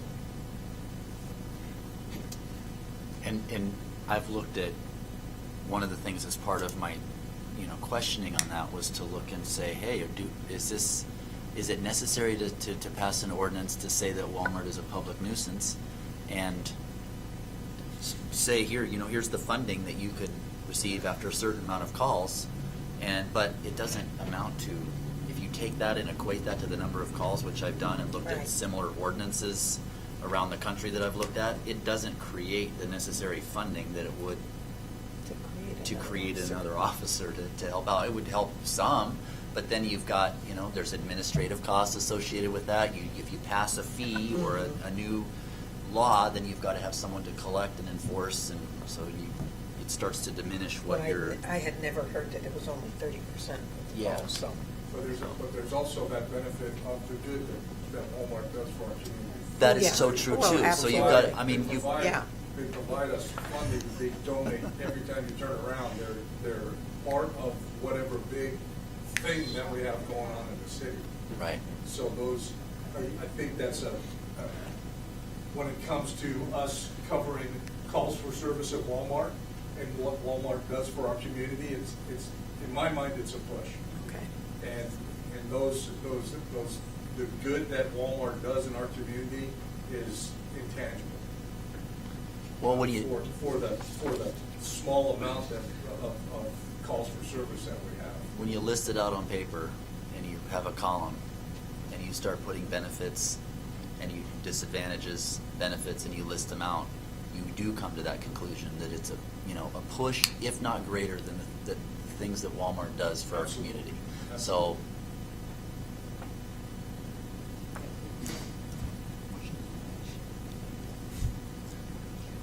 Any other questions or comments for the chief?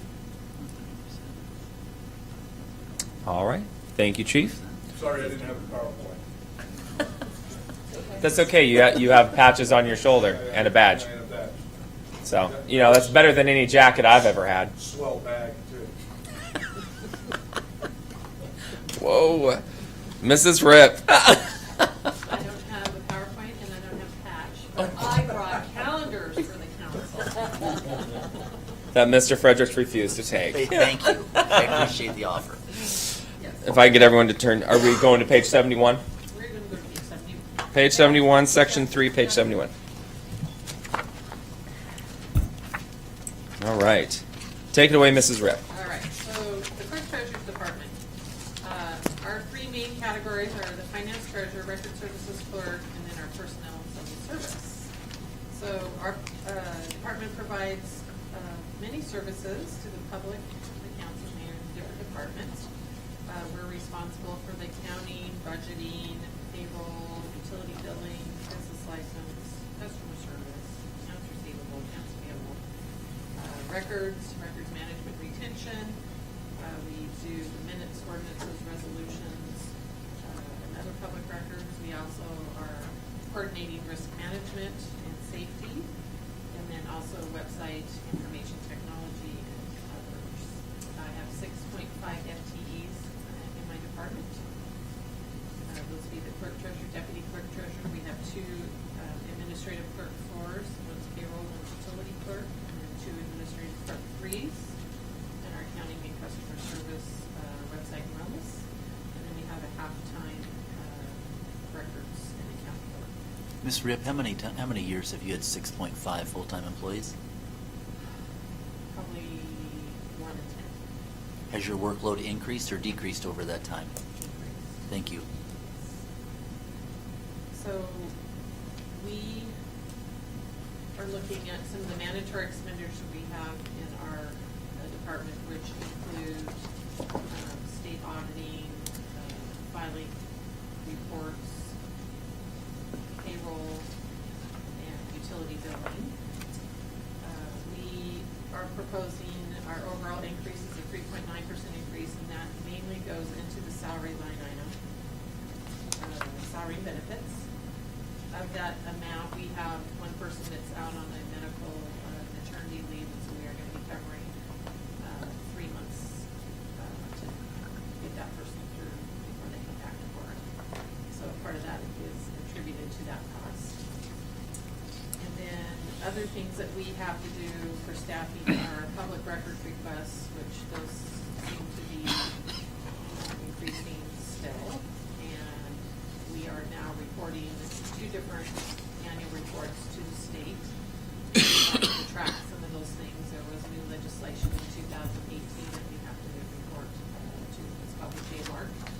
So we will be also reporting that, so that's an additional report we have to track. And we are able to do that with our software that we have. We are proposing a slight increase to our travel and training budget due to disinflationary costs. And then we're continuing our wellness program through our in-house. When we went over to Oregon Teamsters, we lost our grant opportunities with the other organizations that we wanted to. But we do show there is a benefit to the wellness program through participation and employee morale. We'll be also getting an audit again in 2019. The auditor has given us notice that they're raising their fees. We did look at what we budgeted for 2018 and what we estimate year to date for 2018. We think that number will be sufficient for 2019. We will be on a one-year audit cycle, and most of that is now due to the amount of revenues and we've reached a threshold that requires us to do an annual audit. The other requirement would be is if we had federal grant money, we call that a single audit of the financials. And in 2018, we did not have a single audit, but we may have that in 2019 with all the grants that Tracy has applied for more. So with that. Is that additional cost for that one-time federal, is that increased on No, what like- side of the house? Is that part of the grant? Or is that, The audit cost will be more if we have a federal single audit. Okay. So that But that's will- not included in the We'll have to wait dollars. till we get the actual estimate from the auditor's office before we're looking in somewhere in the same ballpark.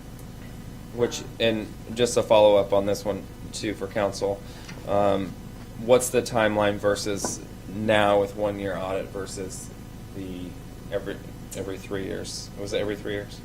We were on a 2 year. two-year financial, 3-year accountability, but Okay. now we're on a 1-year cycle. And so it kind of went up and down, up and down, up and down for a while because we were able to choose what we wanted to do. But now because of the dollar amounts, we're mandated to have a 1-year audit. Will that save time that they're here in the city going through things? It'll save time. Will yes. save staff time. The main thing is that you don't have to go back and remember 3 years ago what we Gotcha. did.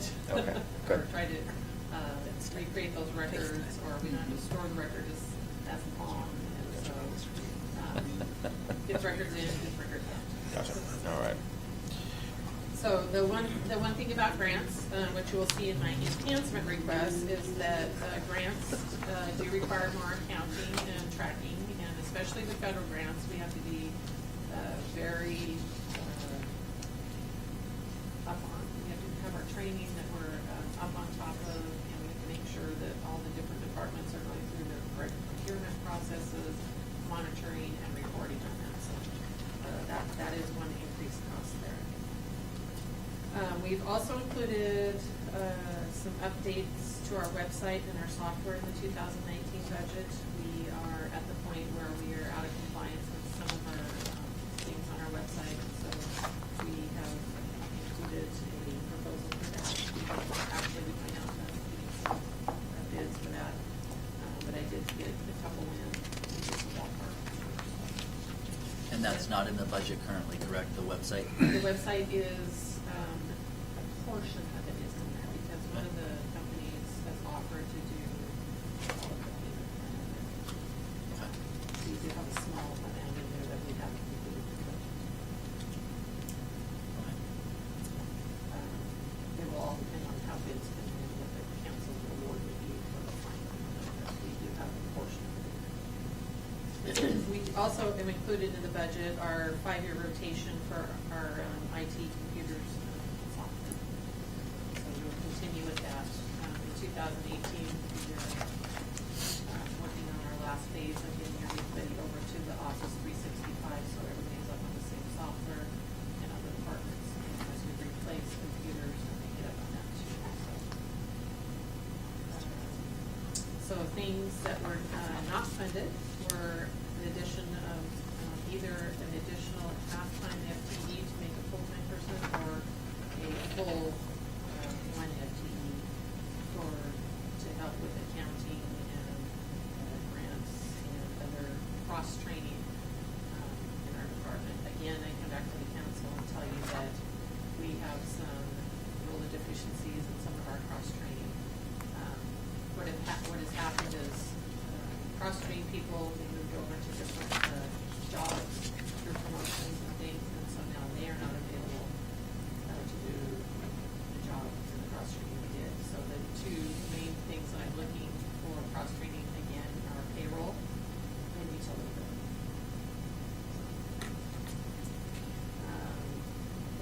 my budget for 2019, we've asked for a risk management safety coordinator. Right now, we are kind of absorbing that through Public Works and the clerk treasurer's office.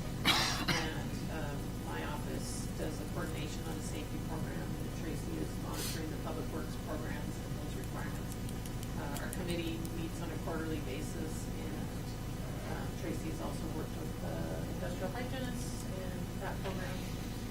And I think it would be beneficial to the city if they would still consider looking at a contract position to oversee the entire program. One thing that I've shared with the mayor and Pete is I really want to stress that the succession planning growth of the city really needs to be looked at. We have looked at our labor staff, and over the next 10 years, we have the potential of losing half of our staff to retirement and leaving the labor market. And that's going to have a huge impact on the city, because I know we're also going to be competing with other organizations and entities in the state. So something we think that we would have a hard look at that.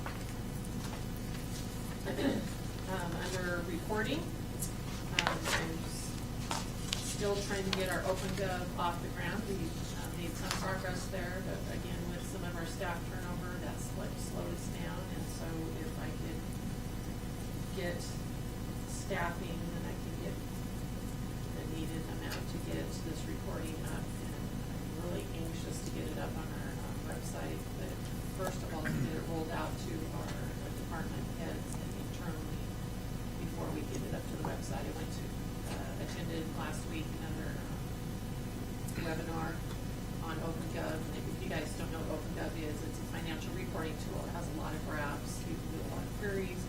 You can put boxes. It's very user-friendly, and we have a lot of other cities in the country that are using it. And we've got some of the data imported into it, but we need to get the rest of it caught up and get it launched or whatever. So that'll be good for the council, good for citizens. A lot of those questions that people have relating to financials and stuff like that, it's like they're about on the website. Is there, do you know if there's a budget tool on there? So if a citizen said, you know what? Yep. I want to decrease the park budget by $50,000.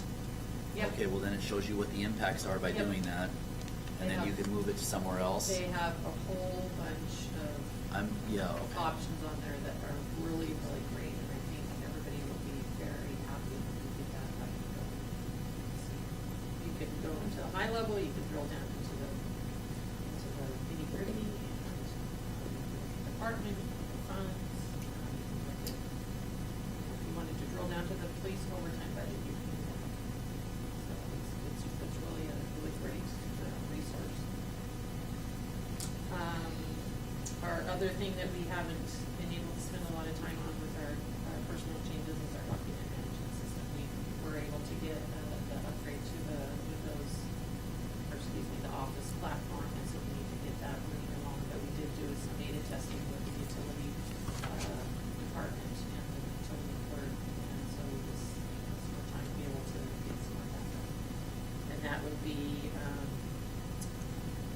getting records in, and then they would be put onto a retention schedule of electronic records, and then there would be some automatic things that would be able to pull up reports and show you what you can keep and what you can archive and what you can destroy. And that has a huge impact on record retention when you get public record requests. And if you have a record, you have to provide it. I mean, let's say if you don't have the record, but if it's been past the archival, usually it's like a 6 to 7 year cycle, then that record's no longer available, so that might be benefit to some requests. So our total budget for the clerk's department proposed is $738,440. It's a 3.9% increase, and again, the majority of that is in the salary benefits, and then also in our professional services, our code, and some of the requirements we have to back up documents to be changed. For instance, our text messages, our website was also for the past couple of years, so that's pretty.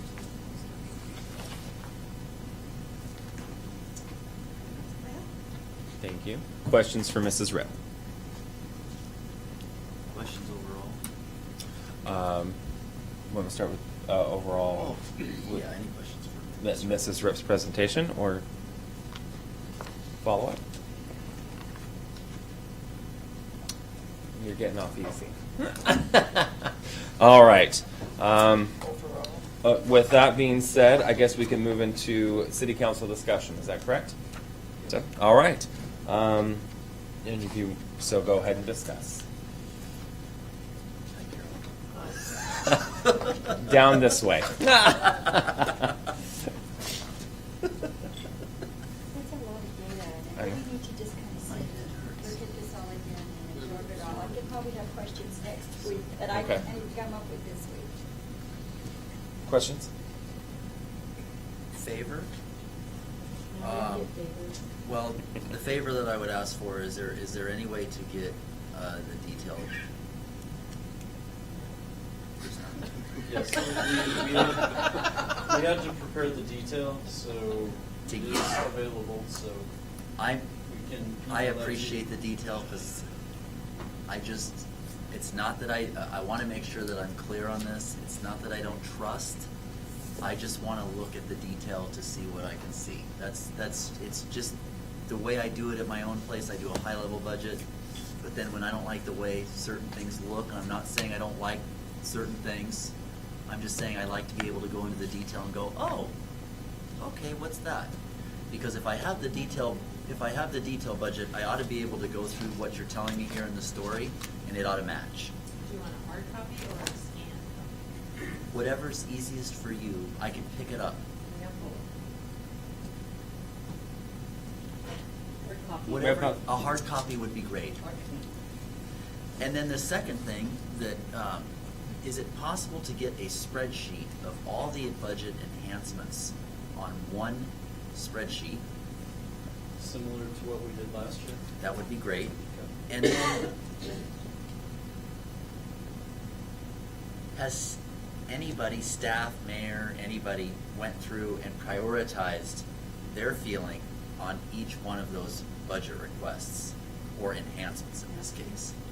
So, we are provided with a list of several enhancements from all the departments, and then kind of with the understanding of, okay, now you guys go through and you figure out what the priority should be.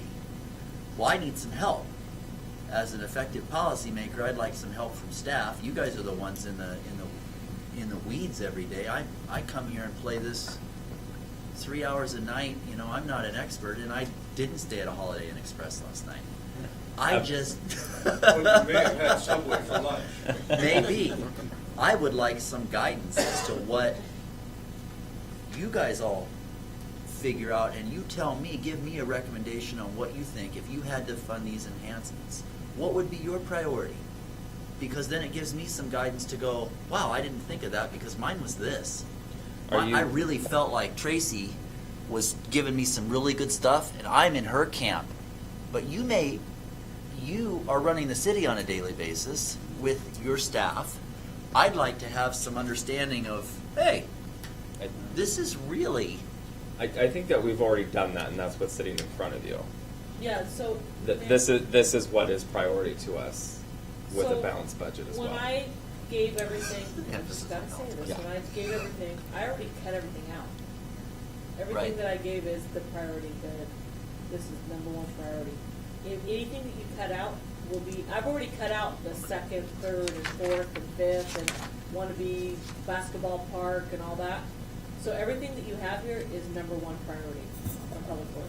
So Well, I'm just sharing with you that I cut everything out ahead of time, so I didn't burden you with the, oh, I wish I could. It was, oh, we have to do this. Well, and one thing that we started in 2016 was continuing to leave those enhancements in here just so council could see what was discussed behind the scenes.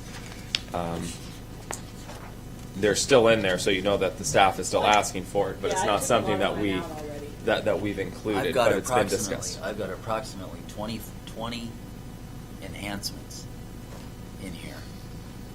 And many of these are not funded.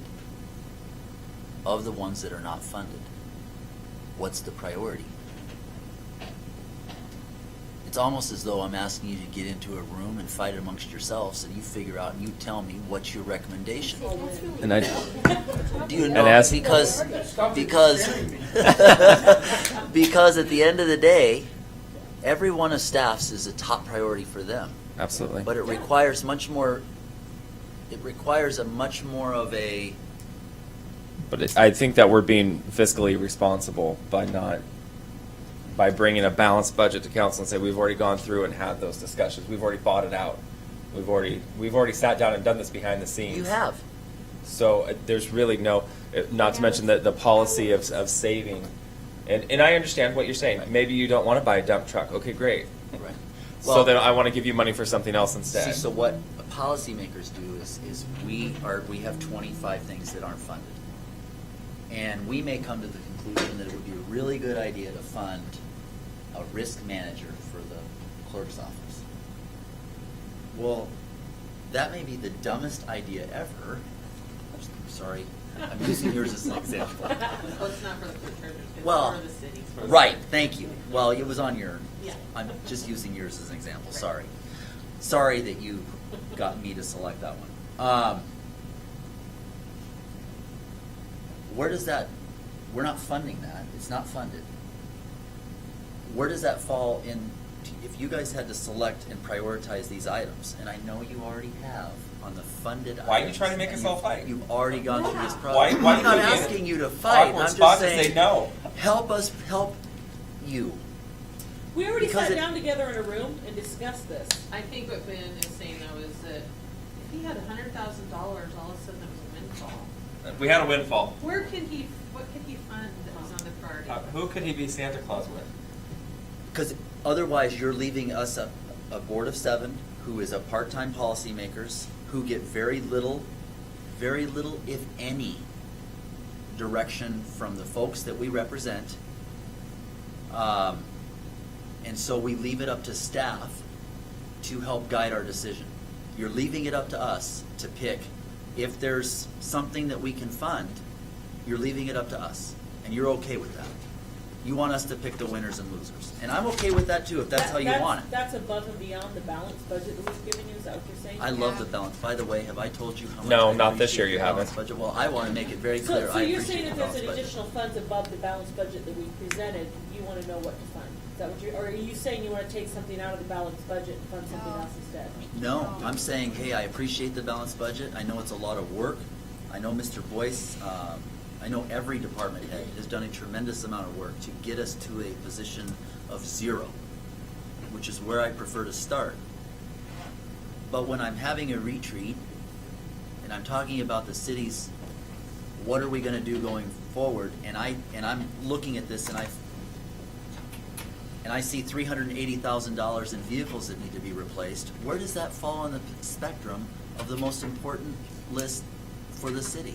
Where's the list that says this is what we're gonna, and if they're all important and we need to focus on them all at the same time, I am telling you, we do not focus on more than 1 or 2 things really well. Nobody does. If you've ever read Wildly Important Goals, Yeah.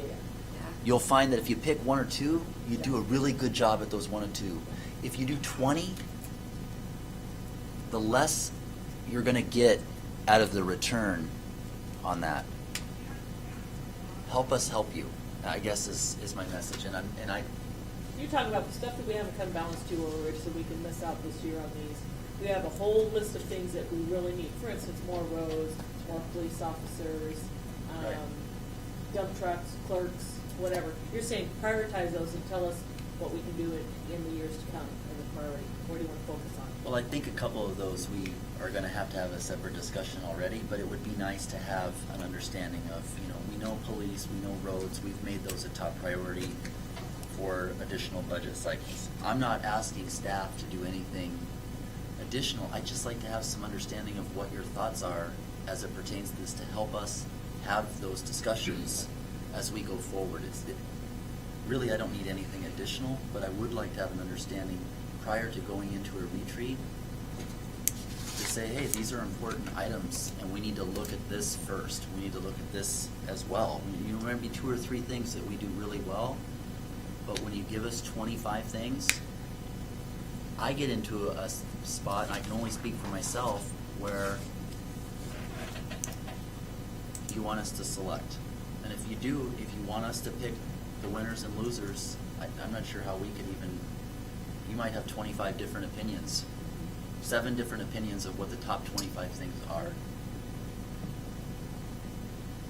I don't like this conversation. So, I'm not trying to be difficult. We've already picked the winners and losers. can I just add or subtract Yes. that? Because I think the lights are beginning to turn on a little bit. So what's Go ahead. happening is, the enhancements that are listed in here are those things that are not included in the budget, but if we had more money, these are the things that we think we need. And we need them in spite of the fact that there isn't money, but they're not included in the budget, is that correct? Right. So, okay, Well- okay. That's what I was trying to piece together. And that, My, yes. my enhancements were included in the budget. Well, and you could say that some of Talking- the things that were presented could be included in the budget, but what do you take out? Right, yeah. So- The yours were included in there, but some of them, you already took them out. And you showed us which ones you took out, but we need this, but I know it's not in the budget, so they're enhancements that I'd love to have, but I only put these in, so yeah. Yeah, the ones that I took out, I did not provide you those enhancements, and that's what you're asking for. The enhancements that I did not include. Oh, That's what okay. he's asking for, I think. What of those enhancements would be your absolutely, The enhancements that I provided were all the enhancements that were included in the balanced budget. The enhancements ones that I you did took not out. provide, I took them out already, so they wouldn't, so it wouldn't. I know, bombard but you. he's talking about in the retreat, aren't you? If we happen to get more funding, what would you absolutely want to have out of that Out of the that you ones took that I out? didn't include. Right. Yes. Yes. I think, is that what you're saying? And I am one member asking, I'm not 4 members asking. I don't know if that would be valuable information for a majority of this council, but Yeah, as we so- sit and go through the retreat process, I would love to get an understanding from staff on what they think is a priority. You guys are in the trenches every day. We're here for 3 hours a night to provide direction and policy and all that great stuff. It would be really nice to understand how we can help you.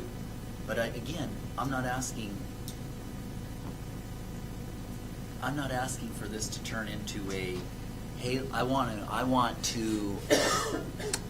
Chief Kelly and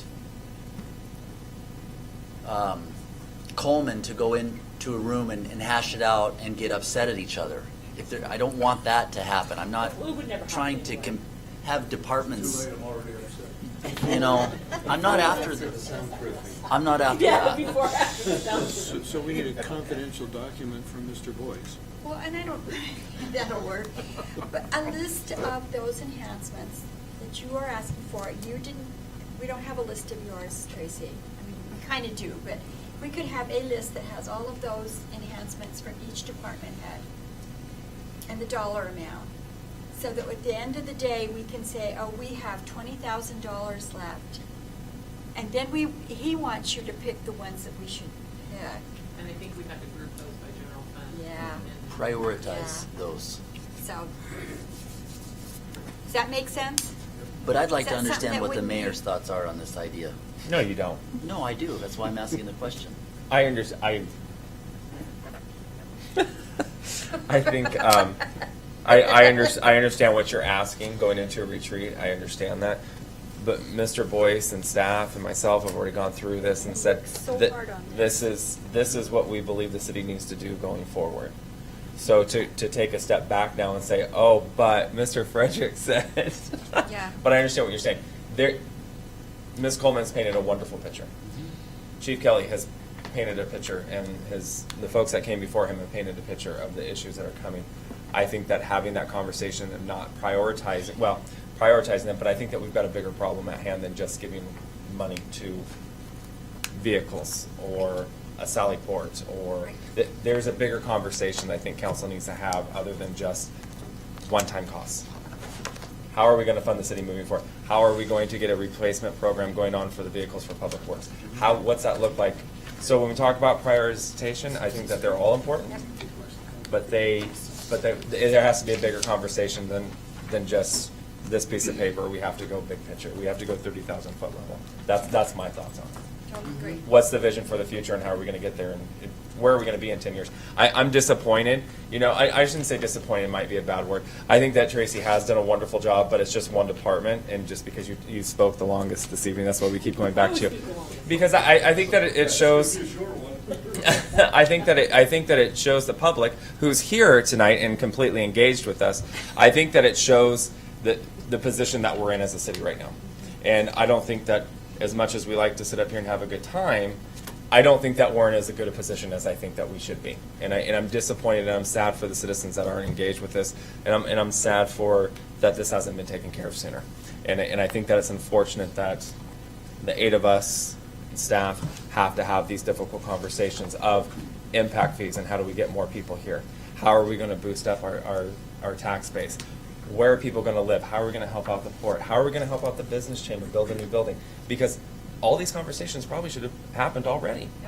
But yet we're having all of them at one time. The fact that we've got 20-year-old equipment over our public works department is insane. But it also speaks to the level of service that we've been willing to provide and that has been accepted by the citizens. So that's my thoughts. We need to get it up to a 30,000 foot level and not worry about one-time costs of a dump truck. And I would say from my standpoint, when I've been here for 10 years, so I'm just as guilty, many could say I'm just as guilty for not having a roadmap in place to be able to set the next council up for success. When I got here, the water and sewer fund was set to go bankrupt. There was no, here's our plan, here's what we need to start doing, here's, we've done a lot of good work already, and here's our plan, which is why I fought and advocated for a city administrator for as long as I did, because I recognized that I wanted to make it better than I found it. And that's what I'm concerned about, is making sure that when I leave here in 3 years, that it's better and that there is a roadmap. And I'm concerned that I don't have the tools as a policymaker to set a roadmap in place. We spend $20,000 on a vision study. I don't even see that as part of this document. And that's nothing against you, Mr. Boyce. I don't even know if you were here for that. You may have come in at the tail end of that. I think it was in the last year of Lasicki's administration. So we pass those and then we don't make it part of our budget process, the roadmap. And I want to make sure that there's a roadmap in place for. So when the person who replaces me here, I can go, hey, we've got a roadmap in place. Now, if you want to change the course, that's okay. Just make sure there's something, because when I got here, there wasn't anything. And I think that that's all of our responsibility up here as policymakers, is to make this, give the folks something. And right now, I feel like every single year we go through this process, it is a hodgepodge of, I need this, and then we take money over here and we do the best that we can with the resources that we're given. Mm-hmm. But we have the thing that amazes me continually year after year here that I've noticed, and I'm about as conservative as you can come. I do not like tax increases, and I've voted to support a few of them up here. And I'm convinced that there probably needs to be some more. For far too long, we have these high fixed costs associated with running a city, and we do not have the revenue to pay for it because we do not have either the political willpower to get it done, or for whatever reason, I don't know if we're afraid of what certain people will think, or industry, but for far too long, we've been kind of half-assing it from a revenue expenditure side. Either we need to cut or do something different, because the path we're on is not sustainable for the city of Woodland. And that's what concerns me, is I'm getting to the end here of my time on this board, and I've got 3 years left, and I really want to make sure that we're providing the resources to to be able to fund our city. And I think we've fallen short. For many, many years, councils, mayors, we've fallen short. And we owe it to get this ship righted. And I don't know what that looks like. And for the first time ever, I would say this is the best staff we've ever had. I was just going to say, I think that we've recognized in some of the things, that some of the deficiencies within the city, and I use Mr. Goddard as an example of the planning process for the comprehensive plan, just one component of that. We never followed up and finished it. We did one portion of it, we didn't do the second part. We did the first part, we moved on. But I think that we've got good, capable people in positions that are getting us on the right course. Mr. Boyce. Yeah, I just wanted to say that, when looking at what council's done over the last 10 years or more, there have been vast improvements. When you Yes. look at the water fund and the sewer fund, for instance, I don't know how you slept at night. Those fund balances were that low. Scary. And council's been proactive about, going out for ballot measures in the last 3 years, twice with the Transportation Benefit District and with the police levy lit lift. So I think council's trying to be proactive, but it's going to be an ongoing discussion. How, what level of service are we going to provide? How are we going to pay for it? But Councilmember Fredericks is right. For instance, we're talking tonight about staffing level in the parks and not being able to continue unless new revenue is provided at the same level we are. So, and I think it should be noted too that we're not the only jurisdiction that has these issues. When you look at the tax code, the way it's set up with property tax, there's a 1% increase. And, I think everyone, with your personal finances, where you work, your businesses, cost of living is going up more than 1% for all of those categories. So, it's going to be a continued struggle, but we need to have these discussions and make these tough decisions. We probably should revisit the visioning because we have a lot of new folks on council. Our problems and challenges have changed over the years. It probably would be a good exercise to go in and reevaluate that previous vision and decide how we want to progress. And I would add to that there have been many things that the council has done in the 10 years that I've been here. Good. And even prior to that, there were some good things that were set up. I want to be clear, it's the fact that I feel like there hasn't been a detailed roadmap of, hey, these are programs that we're working on, here it is. And maybe I'm living in fantasy land, that I shouldn't expect that I would be given that information when I joined the council. My desire is truly to leave it in a better place than I found it, and I'm very concerned for the long-term direction of the city. Ms. Humbert. So I don't disagree with what you're saying.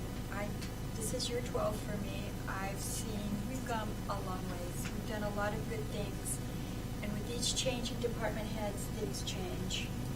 And yeah, it would be nice to have a roadmap, but that doesn't even happen in my personal life. Yeah, I want this and I want this, but I have it in my mind, but to actually write it down on paper, I'm not sure that that's even possible.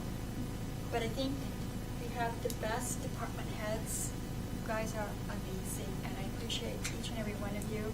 And I talk about you every time I get a chance, how wonderful our department heads are and how our city's moving forward. And I think that we're headed down the right road. My hope is that we can continue to move forward, and that's what I'm concerned about. I want to make sure we can continue to move forward. I think we've always moved forward, maybe not at the steps that you would like to see, but we've always moved forward. Thank you, Councilmember Humbert. Further council discussion, I think, is on our agenda. I think that's enough.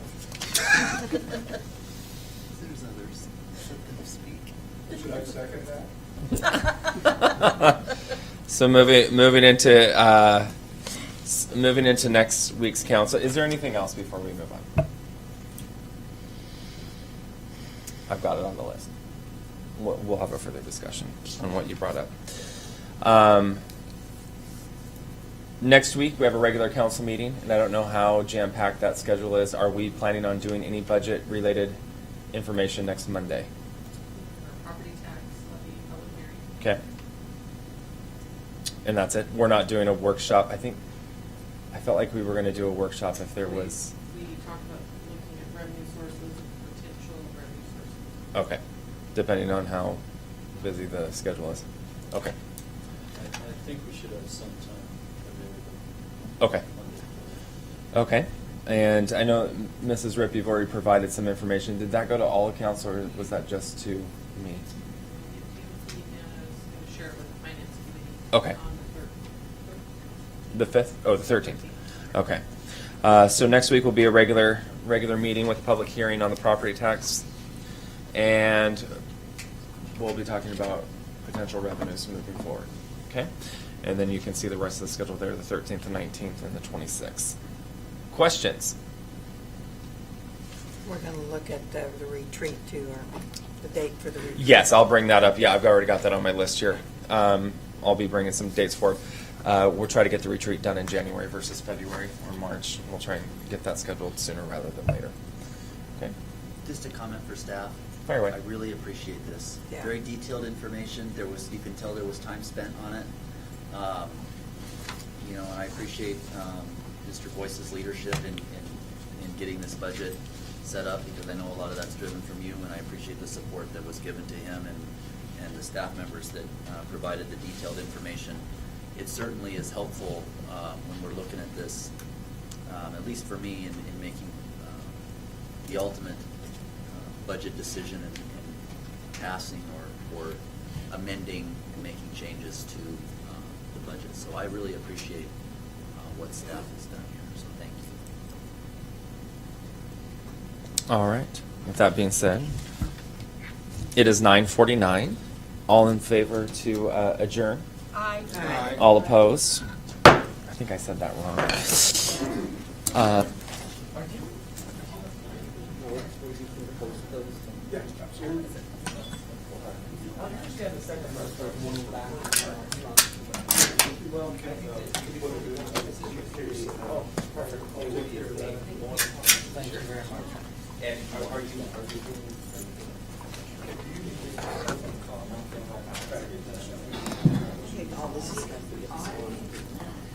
Don't normally send those through unless I think it's something that will affect